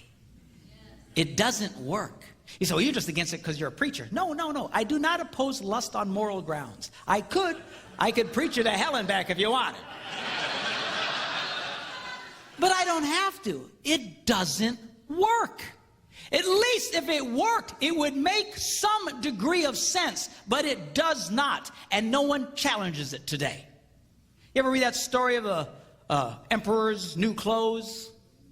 How everybody went around and told the emperor how great he looked. And oh, he's just walking around in his underwear. And everybody, oh, you're great. And some little kid finally says, you know, he's naked. I feel like that little kid. All the experts today, they keep repeating the same lie over and over and over and over again. And everyone just, oh yes, the emperor's clothes are magnificent. Oh yes, lust and pornography and masturbation. Oh, this is fantastic sex when you do this. But it doesn't work. And the proof is in the pudding. People say, well, where's your proof? By proof is you guys who do it. Let me ask you guys who sit around in the dark and check out the hot babes on the internet and sit around and yank on your wanger.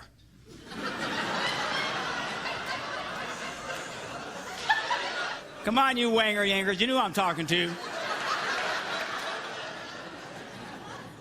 Let me ask you a question. How's that working for you? Huh? You got great sex? You know you don't. In fact, the more you do it, the more you indulge in it, the worse your sex life becomes. And the prescription the world gives us is, oh yeah, you just need more porn. You need more porn. But it doesn't help. It keeps making it worse. It is destroying people's lives. In Hollywood, they just don't get it. All these experts. I was watching this one show. You've seen the show Family Feud? This one week they had soap opera stars on. And I'll hand it to these people. They look great, but they were as dumb as a box of rocks. And they asked them this one question and said, 100 people surveyed, what can you do to improve your romantic life? And they come up to the first team and say, okay, I need an answer. And they're, oh, yeah, okay. And they come to the first person and he says, what's your answer? What can you do to improve your romantic life? He goes, have an affair. And all the other rocks in the box go, good answer, good answer, good answer.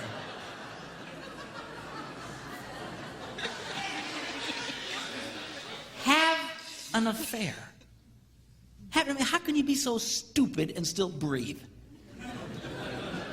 The way to improve your sex life is to have an affair with somebody else. But that's the culture they live in. The more lust, the more naughty, somehow it improves. It does not improve, it destroys. I know psychiatrists and psychologists who have prescribed to couples in an effort to improve their relationship, have an affair. So ignorant are they that the emperor is walking around naked. Went over to the next, he said, have an affair. The guy looked at him like he was nuts. Said, okay, have an affair. Went to the next rock. What can you do to improve your romantic life? View pornography together. Good answer, good answer, good answer. View porno. Every answer they came up with was lust-based. 3 strikes. They couldn't get it. Went over to the other box of rocks. Same thing. I'd never seen it before. Neither side could get one answer. Because when they got done, he said, well, let's take a look. And it was like, spend time with each other, have a romantic dinner, take a long walk, bring her flowers, stuff that any moron knows.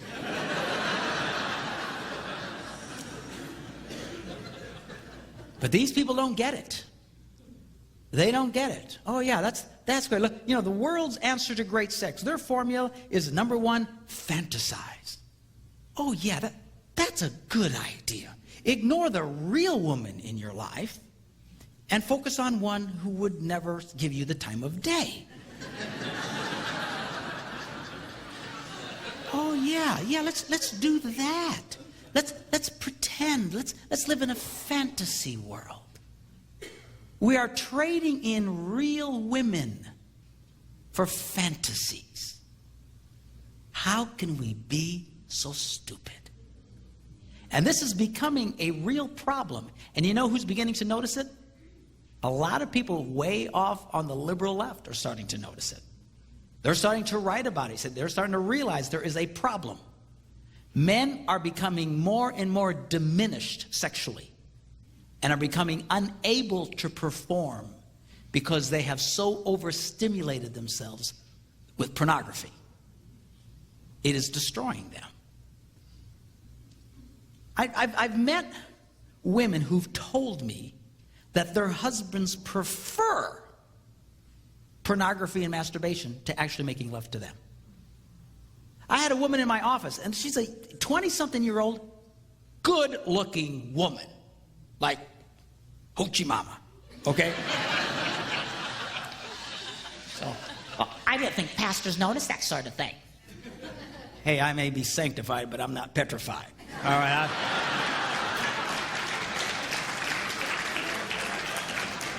A good-looking woman is a good-looking woman.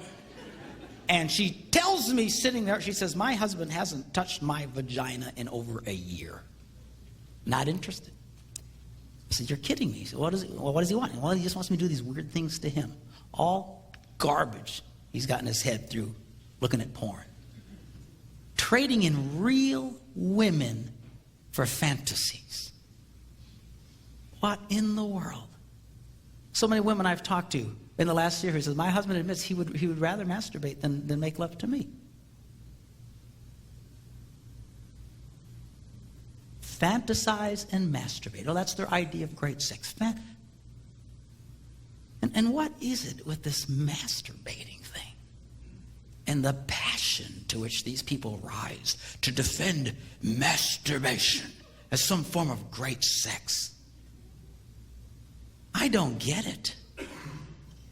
I'd love to know who the first hillbilly was that went, that kind of looks like a vagina.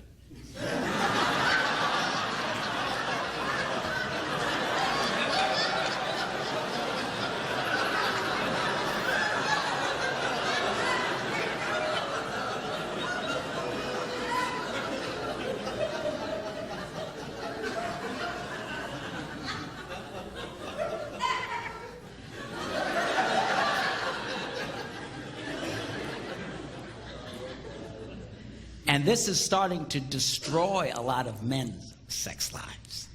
Do not fool yourselves.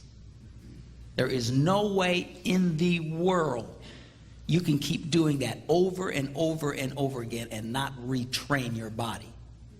Everybody knows this. When it comes to anything physical, athletes know this. They train. They do the same repetitive action over and over again in order to train their bodies so their bodies will respond in a certain way. Athletes do this.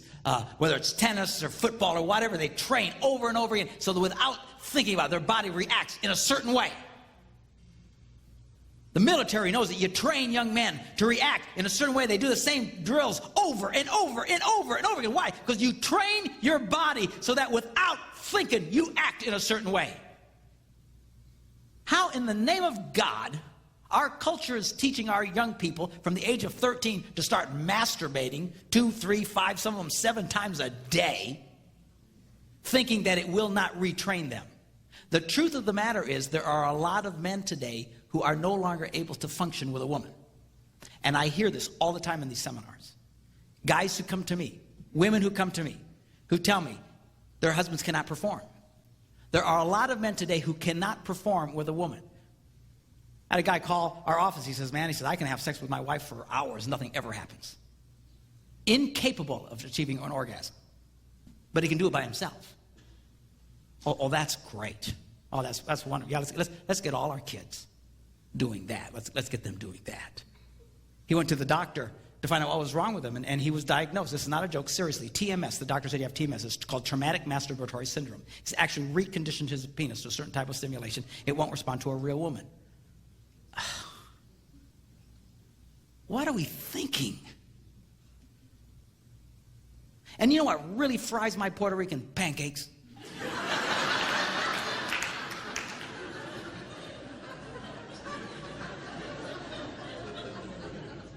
Is when they say, well, this is how you can achieve orgasm. You masturbate until you achieve orgasm. And they tie the words masturbation and orgasm together. They are crazy. You cannot achieve an orgasm through masturbation. You can ejaculate. You can have something physically happen to you. But it is not an orgasm. An orgasm is when you're making love to a woman and you reach your peak and endorphins are released into your bloodstream and every cell in your body stands up and grabs the hand of the cell next to it and goes, hallelujah!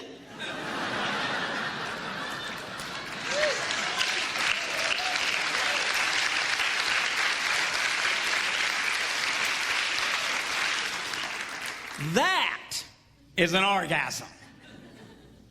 Almost universally, people report that when they masturbate, they immediately feel the opposite. Icky, dirty, or guilty. And psychologists have been telling us for decades now, oh, you don't have to feel guilty about masturbating. It's fine. I know Christian pastors who tell their young people, you don't have to feel guilty about masturbating. It's fine. I know psychologists, you don't have to feel guilty. It's fine. I'll tell you what, you can fool your mind, but you will never, ever, ever fool your body. And there are a lot of men today, I believe, who have never achieved an orgasm. They ejaculate. That's all they do. They've so trained their... You cannot get your body doing this over and over and over again and think you can function normally. All they've trained their bodies to ejaculate, they never really achieve an orgasm. Oh, that's great. Oh, that's wonderful. Yeah, let's get all our kids doing that. The misinformation our kids are getting today, a lot of you have gotten it. But dear God, our kids are getting it in spades. The misinformation is going to wreck their sex lives, has the potential to wreck their sex lives for the rest of their lives. And nobody is telling you what I'm telling you right now. Most preachers don't like talking about this stuff. It freaks them out. As you can tell, I have no such problem. And I understand that, but we have got to start talking about this stuff. In the church, we're trying to win an argument where we only let the other side talk. We're trying to win a war where we only let the other side have bullets. Now we wonder why 50% of the men in our congregations have sexual addictions. That's the number, 50%. In our congregations, church-going men, sexual addictions. You have to understand something. Pornography will rob you of great sex. See, every man, the reason why it's such a temptation is because we think it's great sex. Oh, we want to check out that baby. Oh, if we get on the line, I'll have greater sex, I'll have greater sex. That's what sucks us in, with the promise of great sex. But it is a lie. I promise you. The more you do it, and you know the ones of you who do it, the more you do it, the opposite happens. They are lying to you. I'm telling you, the lies that this generation has faced and is continuing to face along sexual information, there are so many blatant lies along this line. We have lost our minds in this country. It is destroying people's lives. You know one of the biggest problems we're having today in America? Sexless marriages. Sexless people don't want to have sex. Don't have to have sex. Have sex with themselves. Oh, that's great. Yeah. Yeah, let's trade in a real woman for a fantasy one. Remember that little diagram I gave you last night? Got the heart and the smiley face. And that motivates that. When you masturbate, that breaks the system. That'd be nice to her. I'd pay attention to her. So self-centered men, lazy, and for a quick release, become lovers to themselves instead of lovers of women. This is sad stuff. Well, what do you tell our teenagers? Tell them to wait. They won't die. No one has ever died from lack of ejaculation.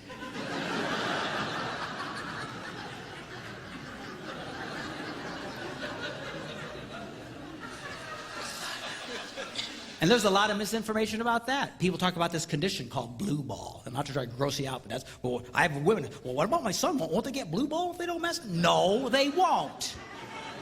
That's one of the biggest urban myths that there are. It's the most ridiculous bunch of nonsense. There is a condition like that, but it has nothing to do with ejaculation. Nothing. It has to do with being overstimulated for a long period of time. And the answer is just quit being so stimulated and go back to normal. It is not a chronic condition you're going to walk around tortured for the rest of your life if you don't masturbate. There's never been a morgue anywhere in the world where on the toad said, cause of death, failure to ejaculate.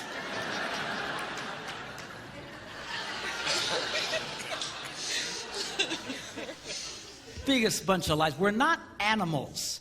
Your kids are not animals. You know what the difference between an animal and a human being is? We can say no. We have control over ourselves. We live in a culture where the idea of having control over yourself is ludicrous. It's absurd. There's people who will hear this video who will go, oh, I can't believe he's saying that. What false information? What false information? I speak at these things all around the country. You know, every once in a while I get into one of these scenarios where these experts are there. And I tell them just what I think, and it just freaks the willies out of them. And they get, well,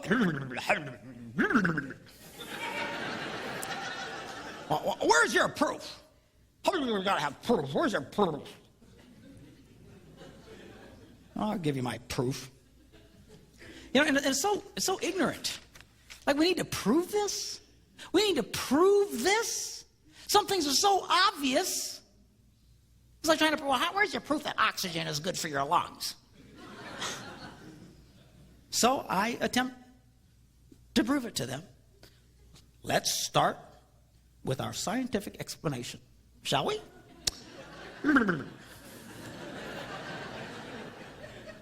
Let's assume that A turned on woman plus B, a turned on man, equals the best possible sex. Okay? Are you okay with it? Are you following? Does that seem logical? For some reason, this is like, whoa! Oh, I've never heard such a thing to these experts. I mean, come on. If you don't have a turned-on man, kind of hard to have really great sex. If you don't have a turned-on woman, kind of hard to have really great sex. So we can at least agree you need a turned-on woman and a turned-on man to have great sex. Yes, we're there, okay? All right, now let me take a little survey here. About pornography. Ladies, if you, and you have to remember, these experts, these therapists, these nitwits I call, actually use this stuff in therapeutic ways. It's prescriptive. Pornography is prescriptive. This will improve your sex lives. So let me ask you, ladies, if you knew your husband had just been watching pornography and wanted to use you to satisfy himself while thinking about that other woman, how many of you that would make you feel very sexual and turned on? Let me see your hands.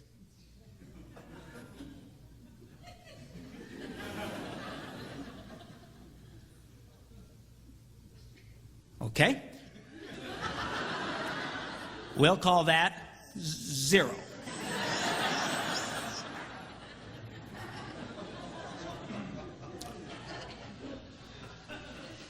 I presented this to some people. Said, "Well, you can't do that. You're not going to ask women if they're turned on. They'll never raise their hand. That will never work. This is improper." Okay. Let me change the question. If you knew your husband only thought about you and treated you like the only woman in the world without thinking about any other women, how many that would make you feel sexual or turned on? Let me see your hand. Oh, so women will raise their hands.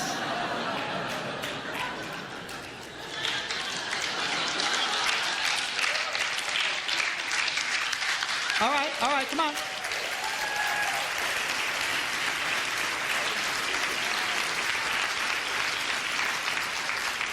All right, let's see your hands again. I got to get a count. Hands. Okay, we'll call that lots.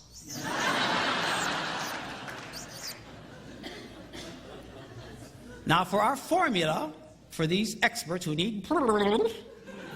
All right, I have checked with some of the greatest mathematical minds in the country, some graduates of MIT, and have determined, after repeated and at length discussions, that lots is greater than 0.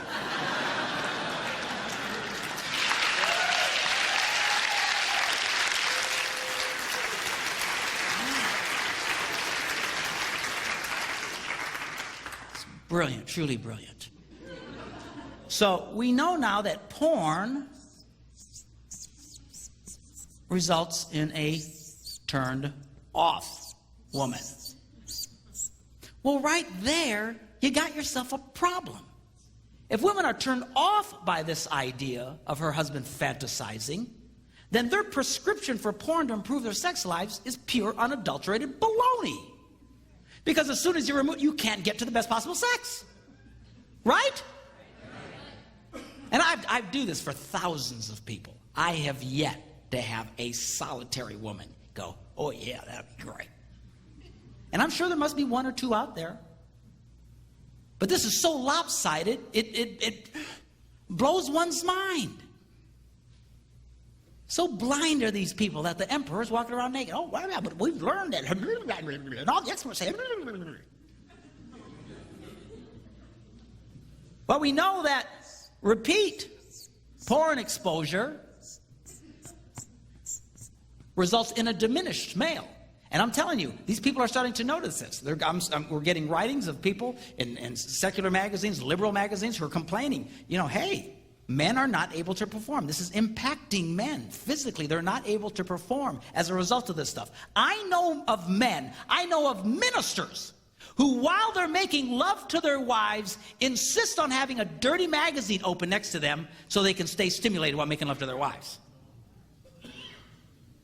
You can imagine how wonderful that makes her feel. Why do they have to do that? Because they cannot maintain an erection if they don't see that. That is the addictive power of this thing. And these people think this is good sex? This is great sex? So we know that repeat porn exposure results in a diminished male. Well, what's the scientific sign for a diminished male? If this is a scientific sign for a normal male, this would be the scientific sign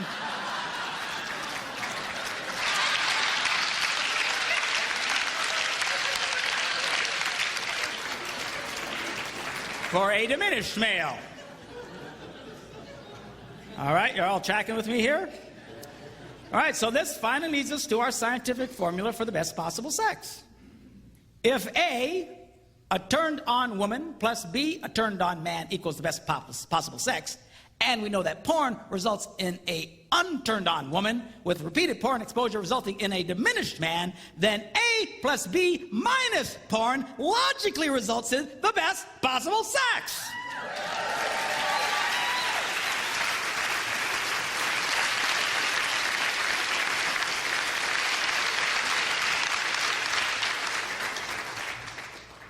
Which means that these experts' information has to be based on broken science.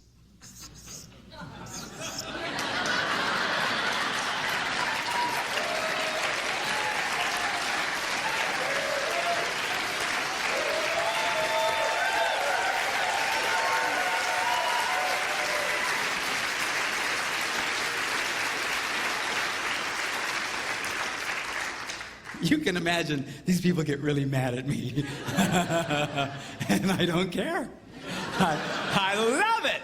I love it. These people look at me like I just dropped in from Mars. This one lady who writes for, a bunch of major women magazines in the country and Newsweek magazine and stuff like that was interviewing me. And she says, well, I've never heard of such a thing, is it masturbation normal?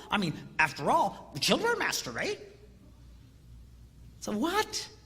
Children don't masturbate. She says, well, they touch themselves. So, well, I touch myself.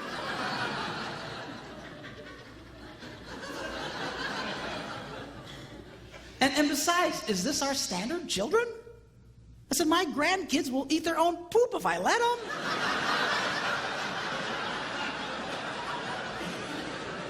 Does that mean we should all eat poop? These people do not think, I'm telling you, they're the most intellectually dishonest people in the world when it comes to this issue. You know why? Because they're all addicted to this nonsense. And I need more porn, I need more porn, I need more fantasies. And because of this imprinting that I talked about you at the beginning, these men have so imprinted, they've got to constantly react and relive pornographic or naughty scenarios in their minds so they can enjoy sex. And if you've been there, I'm telling you, you need to break yourself of that. You need to refocus. You need to take out the camera and start taking some new pictures. You make love to that girl, forget about that other stuff. Quit trying to relive garbage in your head. It won't give you great sex. It will rob you. I promise you, the key to great sex is focusing on just one woman. You see, lust is like eating snack food all day long. It'll ruin your appetite for the real thing. Your mama was right. Snacking will ruin your appetite. You out there checking out that babe, checking out that babe, checking out the magazine, checking out porn. It's going to wreck your appetite for the real thing. You just try it. Try it for 30 days. Anybody can do anything for 30 days. For 30 days, do not look at another woman. Don't fantasize about another woman. Don't look at some stupid magazine or pornography. You just focus on that girl and see what happens to you. She will just come alive to you. And you to her, she can sense when she's the only girl in the world to you. It will rock. You'll have the best sex of your life, I promise you, or your money back.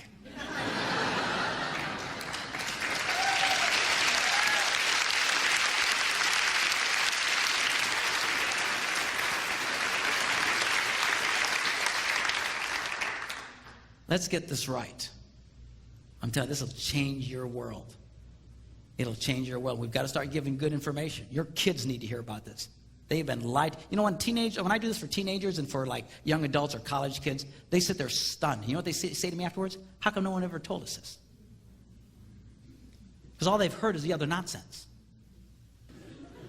You mean I can never touch it? I didn't say you couldn't touch it. I got no problem with couples touching each other. And people say, what, we're gone for long periods of time. Okay, fine. That's not what I'm talking about. I'm talking about you living in a house with a real woman and you ignore that woman and make love to yourself.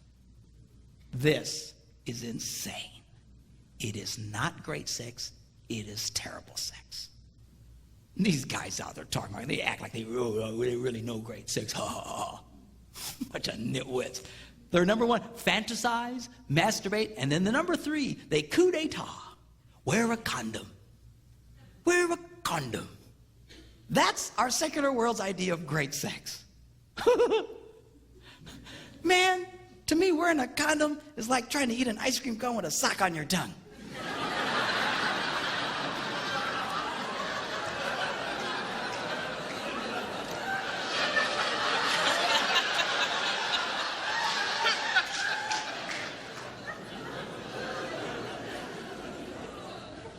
Man, if you want to practice birth control, use something else than a condom, man, don't you?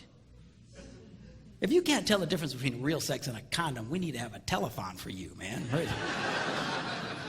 Raise money for a cure.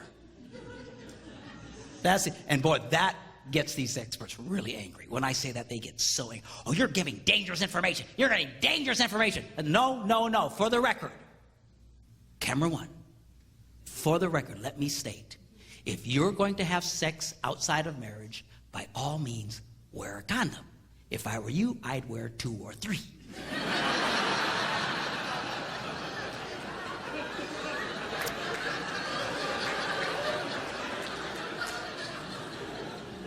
kind of like double bagging at the grocery store.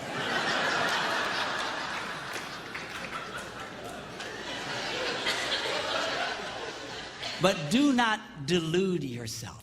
Do not fool yourself. That is not great sex. You want great sex? Get married.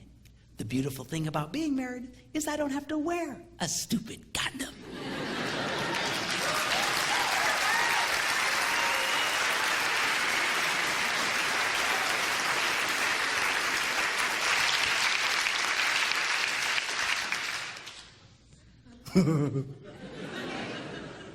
I know I'm freaking some of you out, but I don't care. I'm on a mission, man. Let's get this stuff right. Let's get this stuff right, man. God knew what he was talking about when he talked about one man focusing on just one woman. That is great sex. That is incredible sex. That'll blow your mind, knock your socks off sex. This fantasy nonsense and all this other stuff is destructive. It is poisonous. It is not great sex. It robs these people of great sex, and they're constantly looking for better sex, trying to get satisfied somehow, trying to up the level somehow. It's like a heroin addict. It doesn't work. It just doesn't work. And if there's any group in the world who should have this together, it ought to be Christian people, in my opinion. Christians ought to be known for great sex. We should. People ought to be saying, man, stupid Christians, I hate them. Yeah, a bunch of self-righteous hypocrites, yeah. Here they got great sex lives out.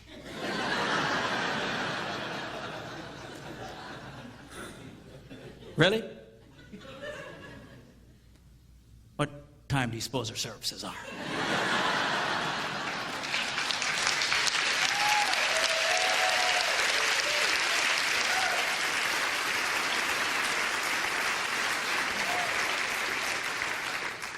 And we need to get this right. I know it's hard. This whole sexual thing can be a real struggle between men and women, that perfect standoff that we talked about. But don't neglect this area. Pay attention to this area. The church is getting sucked in just like the rest of the world, and it's sad.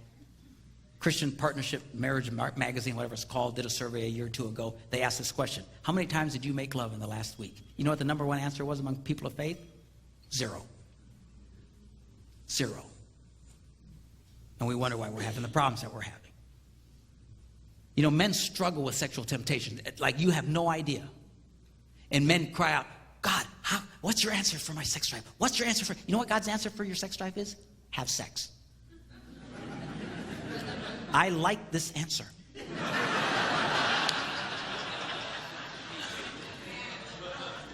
Girls, you need to be there for him.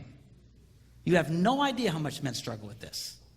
You need to be there for him. Do not neglect your husband's sexual needs. I know it's okay to put the conditions, all that kind of stuff, everything I talked about, but bottom line, fundamentally, you cannot ignore this area. I hear women complain bitterly. Oh, I wish the men in our church were more involved. I wish the men in our church would get more excited, and they just praise the Lord more. I got bad news for you girls. It's really hard for a sexually frustrated man to praise the Lord.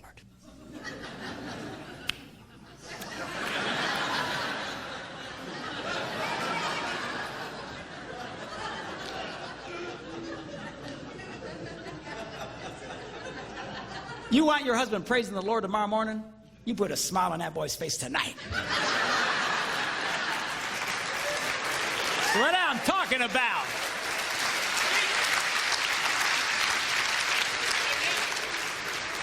He'll walk into this place going, hallelujah, somebody sing a song, let's get going. Ha ha, bingo. All right, do y'all still love me? All right.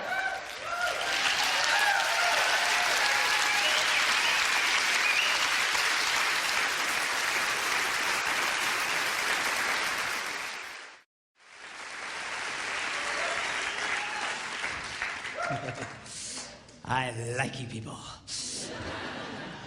All right, final session.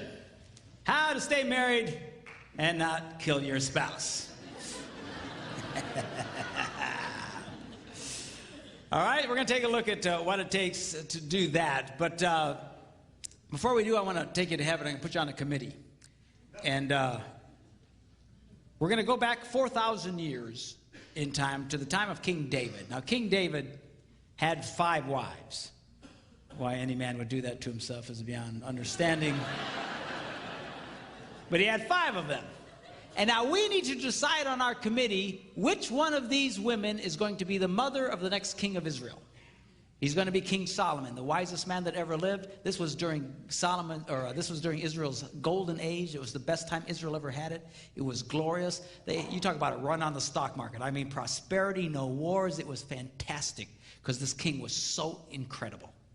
Who is going to be the mama of this king and then become the great-great-great-grandmother of the Lord Jesus Christ himself?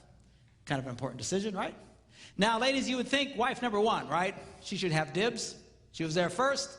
But we know it wasn't her because David got mad at her and quit having sex with her, which is easy to do if you have 4 more in the wings.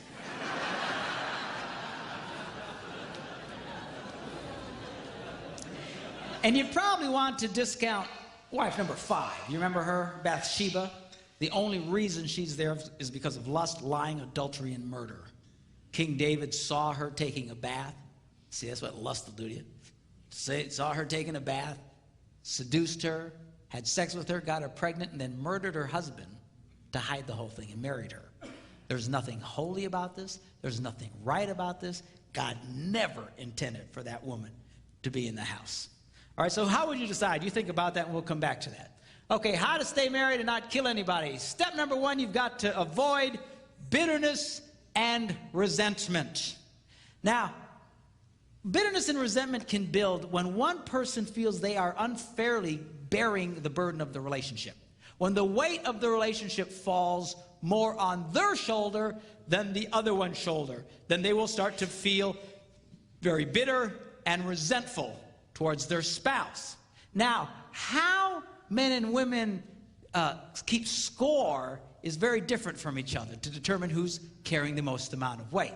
Now, what I'm about to share with you, people ask me a lot, where did you learn all this stuff? What are your different influences? And, 32 years of marriage, that's one influence. But a lot of different people and listening to stuff, and I hear ideas, and I take them and change them and stuff. This particular, one of the guys that had probably a huge impact in my life about relationships was John Gray, and I think the guy's absolutely brilliant. I'm a lot funnier than he is, but he's brilliant, all right? And this section this is Gray to the T, okay? I just admit it right up front. But the reason I share this because his insights on how men and women keep score is absolutely brilliant. It truly is. You see, men, when it comes to us keeping score, we're quick to give ourselves huge bonus points for everything we do. We crawl out of bed when we'd rather stay in, and just for that, we give ourselves 500 points. And then we go to work, and we put up with all the stuff at work, and we earn the paycheck, and we give ourselves, 2,000 points for that. And we come home without chasing other women, and we give ourselves huge points for that, So we walk in the door, it's like 4,500, And that's why a lot of men have no problem sitting on the couch and now contributing nothing. Because in his mind, he's way up in points for the day, and now he's giving you a chance to catch up.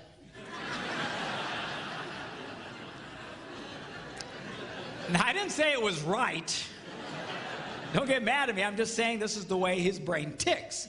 And a lot of guys will actually start feeling very bitter towards their wives if they feel their wives are trying to make them do stuff. Because in his male psyche, he's way up in points for the day. He shouldn't have to do anything else. Now, the problem here is that women keep score a little differently.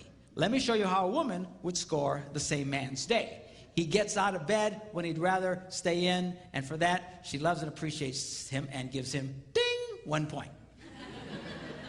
And then he goes to work, and he earns a big paycheck, he does all this stuff, and she goes, I love that, and she goes, ding, 1 point.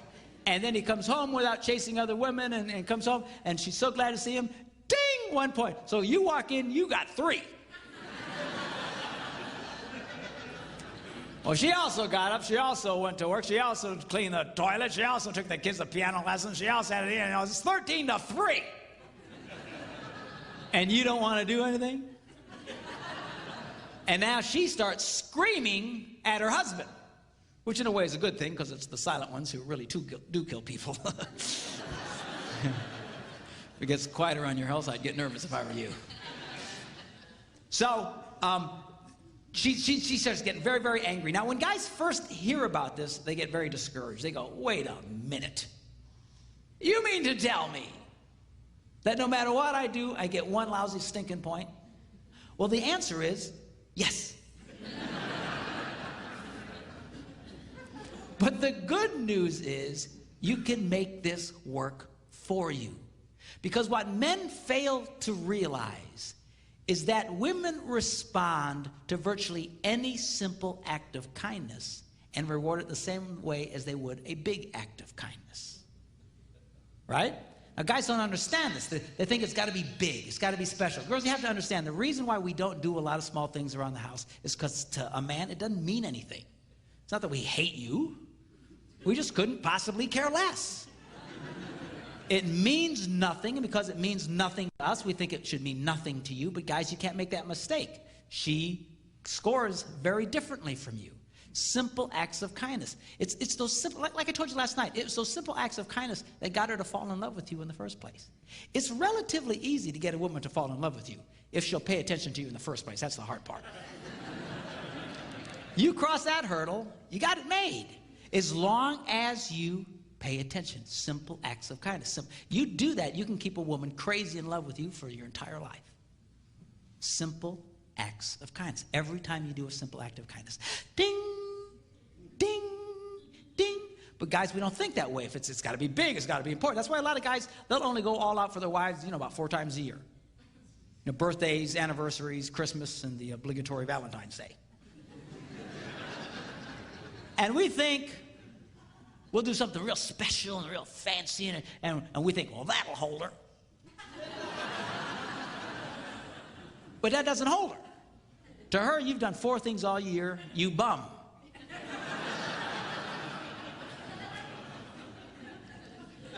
Now, guys, again, they get discouraged. Oh, for crying out. You mean, I can't believe. But listen, you can make this work for you. This is great. I'm about to show you how you can succeed with a woman while doing virtually nothing.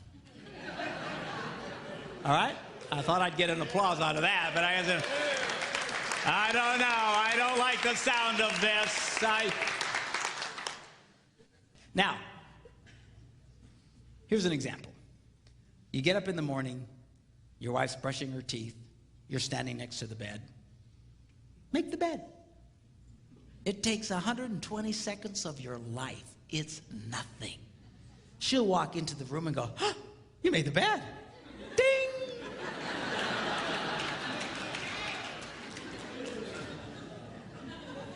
You know that monument that you're building in the middle of your bedroom of old underwear?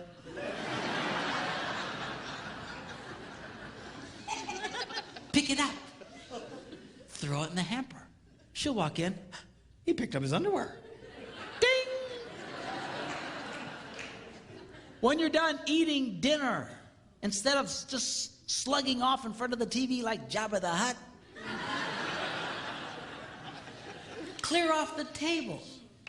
It's 60, 90 seconds of your life. It's nothing. She'll go, he cleared off the table. Ding! And now you're scoring. Ding. But see, guys don't get that. Gray uses this great analogy. He says, if you bring a woman a rose, she'll go, ding! And then men, we think, wait a minute. 1 rose, 1 point? A dozen roses, 12 points. So we run out and we spend, $80, $90 for a dozen long stem roses, and we bring them to her, and she goes, thank you! Ding!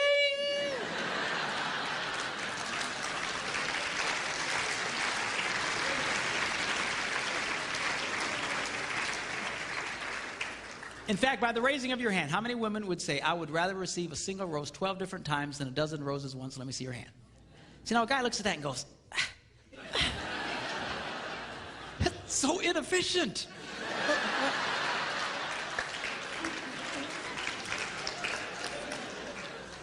You want to make out like a bandit on this deal? Plan something special for your wife, like taking her out to dinner next Friday night. Nice restaurant. Go ahead and get a babysitter in advance. Get everything all set. but then tell her what you've done. A lot of guys, they'll think, oh, I'll surprise her. No, you amateur. Surprise her.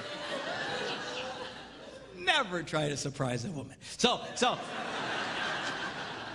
what you do is you tell her in advance. The minute you tell her, honey, guess what? Next Friday night we're going to such. I got some nice reservations. I already got a babysitter. We're going to have a great time. The minute you tell her what you're going to do, ding! You just got a point and you haven't done it yet. All right?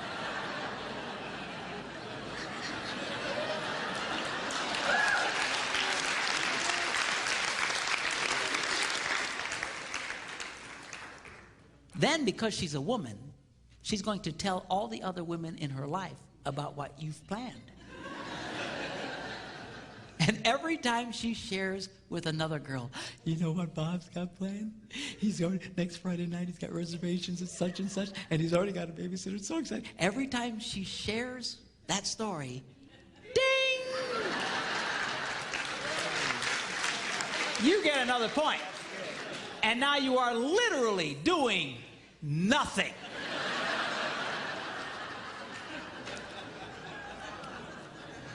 And the beauty of that system is every time you're earning a point, the husband of the other wife, that poor slob, is losing one. So it's kind of like a double coupon thing going for you.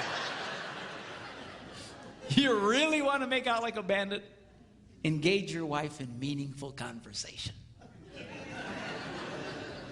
Now, to a lot of women, meaningful conversation means she talks, you shut up and listen.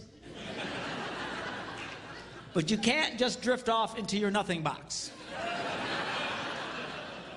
You have to let her know that you're hearing her. Every time you acknowledge that you've heard her, ding! So she'll go, la la la la la la la la la. You go, you don't say. Ding! La la la loop-de-loop-de-loop-de-doo. You mean loop-de-doo? Ding!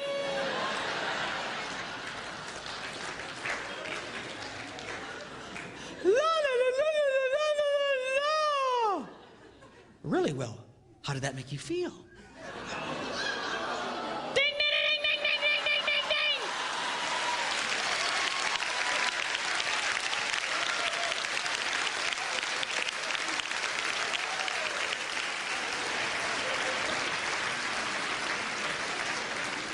And you're doing nothing.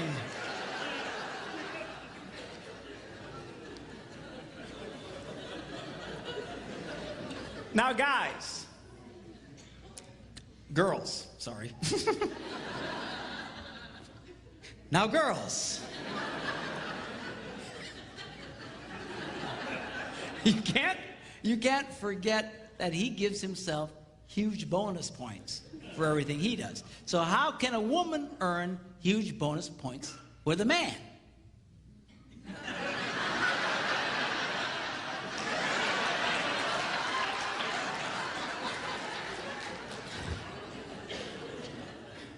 So sex is a great way to earn great bonus points with a man. But there's another way, and that is when you believe in him. Every man wants his wife to believe in him. Now that sounds like a simple thing to do, especially to you young girls who haven't been married very long. But that's because you haven't heard the incredible, stupid ideas he's going to come up with yet.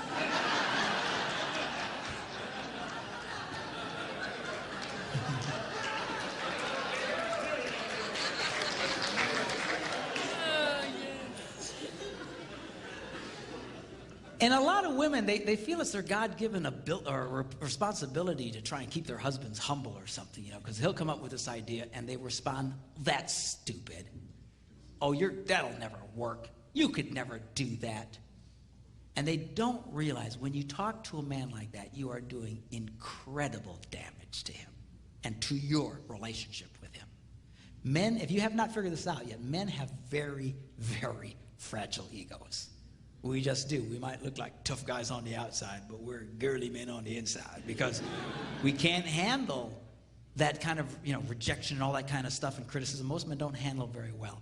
And when women treat their husbands that way, when he tries to share his dreams with you and you dismiss them as stupid and ignorant and he can't do that, that's very, very, very damaging. Now, that's not to say you can't challenge his ideas. Keep him from destroying himself and the family. That's okay.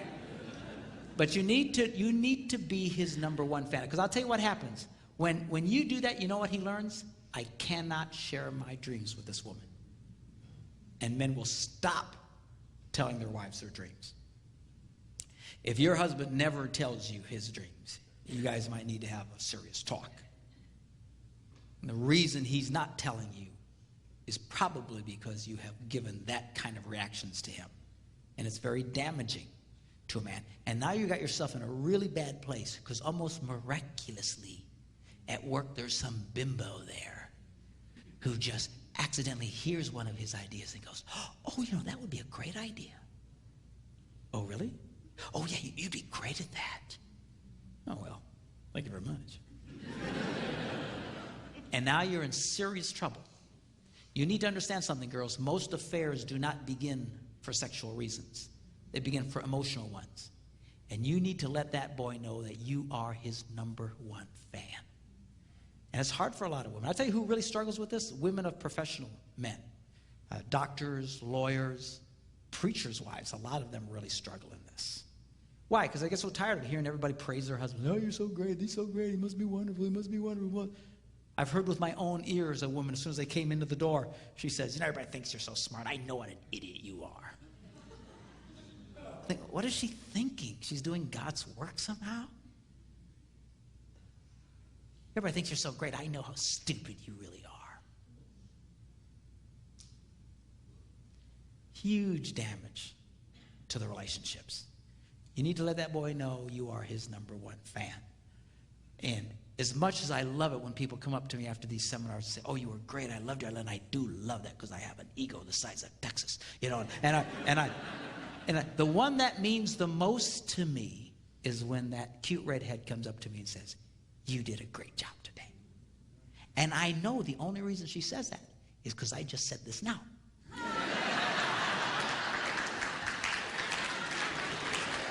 And I don't care.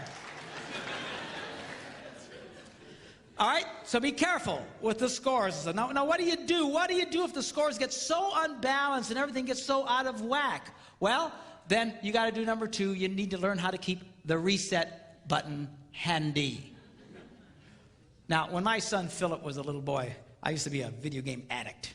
And I loved to play video games. And I would play for hours just and I had the latest, greatest, whatever, boxes and stuff like that. And he would come up to me and say, Dad, can I play with you? Can I play too? And I'd say, sure. So I'd give him a controller, and I took the cord and I ran it back, but I wouldn't plug it in.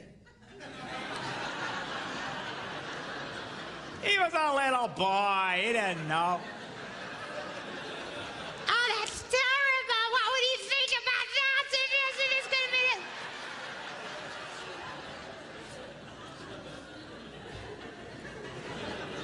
be... He's just a little boy. He was thrilled. He got to have a controller in his hand. And we would play for hours just laughing and giggling and having a great time. But it did dawn on his brain at some point that something was amiss. And he said to me one day, he says, Dad. I said, yeah. He goes, I think my controller's busted. I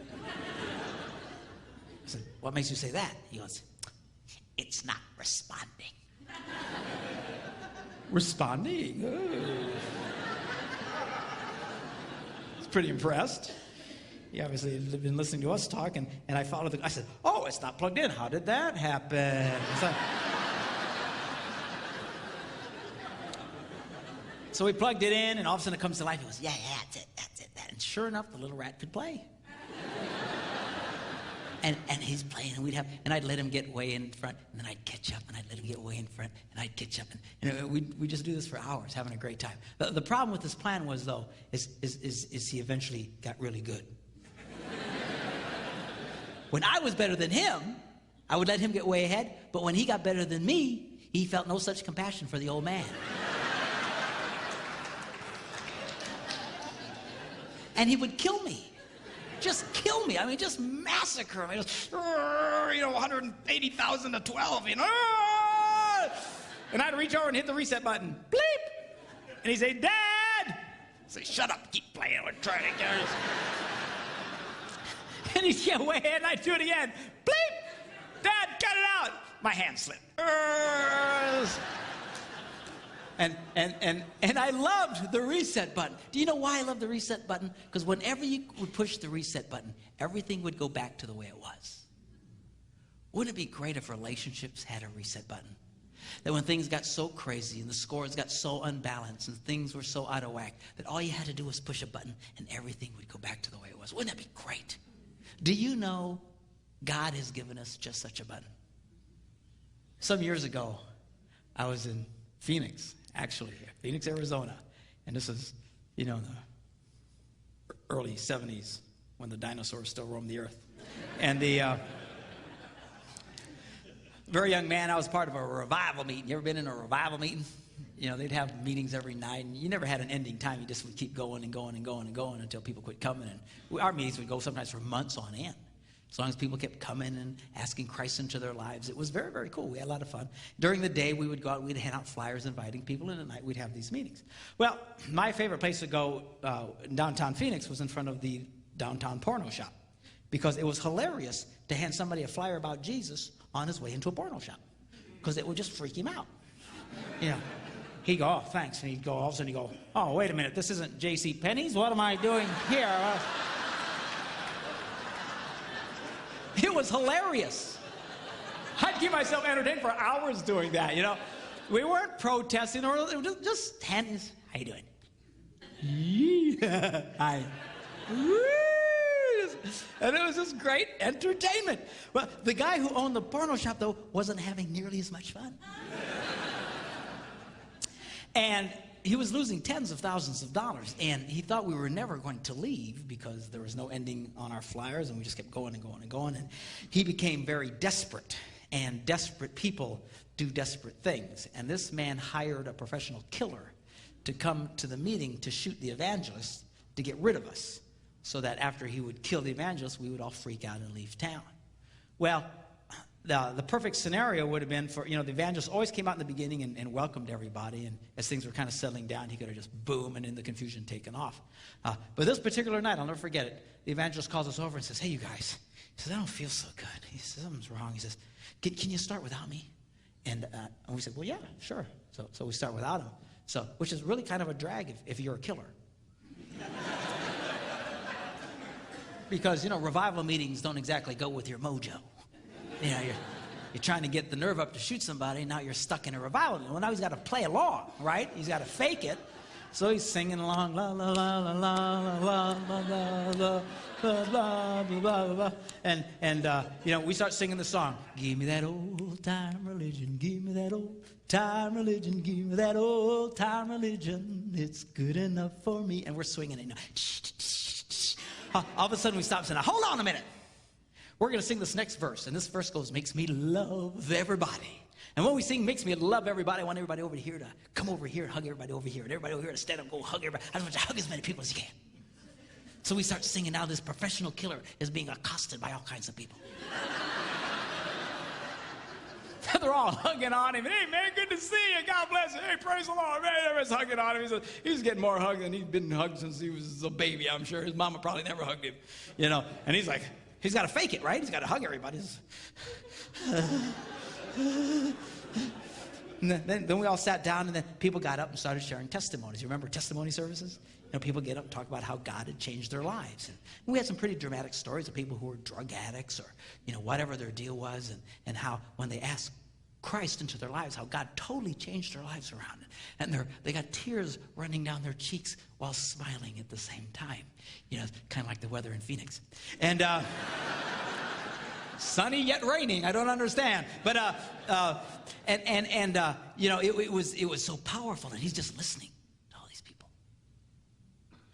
Then finally, the evangelist comes out. And by this time, the guy is frozen. He cannot act. He's in a state of shock. And this evangelist starts preaching what all evangelists preach. The fact that God loves us. He loved us so much, he sent Jesus to take our punishment. Jesus took what he did not deserve so we could get what we do not deserve, which is forgiveness. And when he got to the end, he did one of these Billy Graham things where he said, if you want to ask Christ in your life, I want you to walk down to the aisle and we're going to pray for you. About 100, 150 people stood up and came down to the front. And in the midst of this group of people came this professional killer. And when he got up there, he fell on his knees. And he started crying. He says, I can't do it. I can't do it. I just can't do it. And the counselor next to him said, sure you can.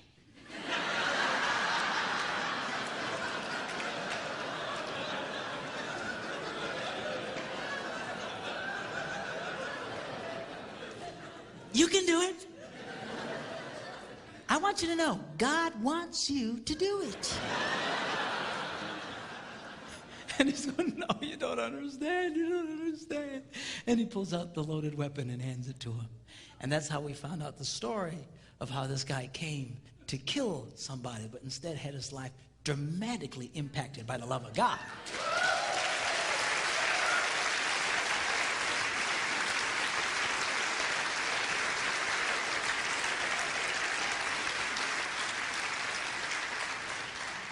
Now, you may not hire a professional killer, at least I hope you don't.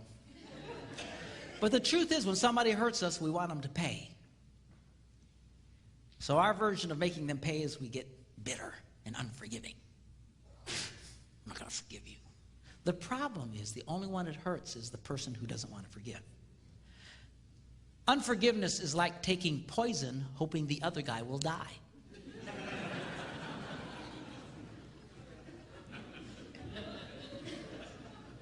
And to be truthful with you, I've never understood how so many people have a problem in this area, particularly Christians. You know, if you're not much of a churchgoer, take a nap for a minute. But you Christians, this is Christianity 101. This is as foundational as it gets. Jesus taught us basically this: if you don't forgive people, God won't forgive you. It's that simple. So I don't believe that. No, you'll get an exception because you're so cute. You're kidding yourself. Forgive us our trespasses as we forgive those who trespass against us. Forgive us as we forgive. God will not forgive you if you don't forgive people. This is non-negotiable. You need to hear it. But a lot of people, they struggle with it. They go, I don't, it's so hard. Because you don't understand what forgiveness is. Forgiveness is an act. It is not an emotion. Has nothing to do with your emotions. You might feel the pain of what that person did to you till the day you die. Has nothing to do with forgiveness. It's not an erasure of your memory. You might remember what that person did to you till the day that you die. And let me ask you a question. Do you think God has Alzheimer's? Do you think he can't remember what you did? Do you think he looks at you and goes, something about you really ticks me off. Like,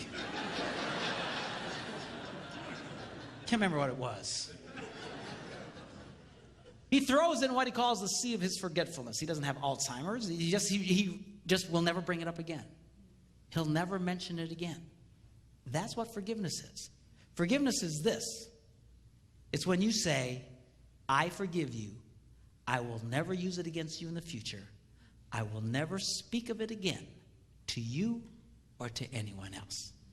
Forgiveness has more to do with your tongue than your head or your heart. If you're still talking it through, you haven't forgiven. You need to hush. You need to let it go. That's forgiveness. All right, what'd you decide? Which lady? God steps in and says, forget about it. I made my decision. Oh, yeah, really, which one? He says, number 5. Whoa, wait a minute. God. Do you know who this is? This is Bathsheba. The only reason this woman is there is because of lust, lying, adultery, and murder. There's nothing holy about it. There's nothing righteous about it. It was never in God's plan. God never intended it. But Bathsheba becomes the mother of Solomon and the great-great-great-great-grandmother of the Lord Jesus Christ himself. You could make the argument, had it not been for lust, lying, adultery, and murder, Solomon would have never been born. You could make the argument, had it not been for lust, lying, adultery, and murder, the Lord Jesus would have never been born. Oh, well, praise the Lord that happened then.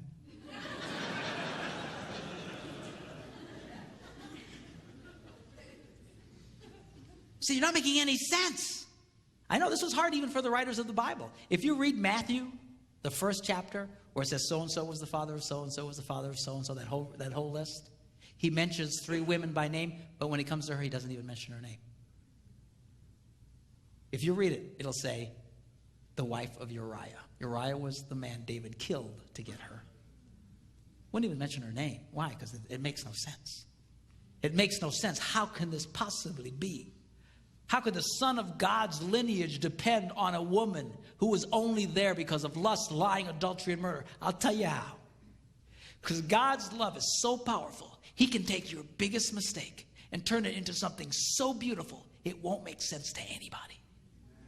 That is the power of the reset button. I want all the couples to stand together. If you're not here with your husband or wife, or if you're not married, you can stay seated. But if you're here with your husband or wife, I want you to stand up. And I want you to turn to each other. Thought you said we weren't going to do anything emotional. It'll be all right. I'll even tell you what to say. Right, all the guys looking at the girls, I want you to repeat this. Well, I don't need to repeat it. But then just say it for the rest of us poor slobs who do. Looking at your wife, guys, I want you to say this. Honey, I'm sorry for not always being the kind of husband I should be to you. For not giving you the attention you deserve. For being too caught up in my own world instead of our world. For demanding too much and not giving enough. For not loving you like I should. Please forgive me. With your love, your support, your patience, and your prayers, I will strive to be the kind of husband God wants me to be. Now, girls, your turn. Looking at him, I want you to say this. Say, honey, I'm sorry for not always being the kind of wife I should be to you. For not always appreciating all that you do. For not always being the lover I know you need. For not always believing in your hopes and dreams. For not loving you like I should. Please forgive me. With your love, your support, your patience, and your prayers, I will strive to be the kind of wife God wants me to be. Now I want you to press the reset button. The way this works is to reach over and you plant one right on her. Give her a kiss. All right, hug the girl. Hug the girl. Hug the girl. Hug the girl. Doesn't that feel good? I don't understand. He made us laugh. And then he made us cry.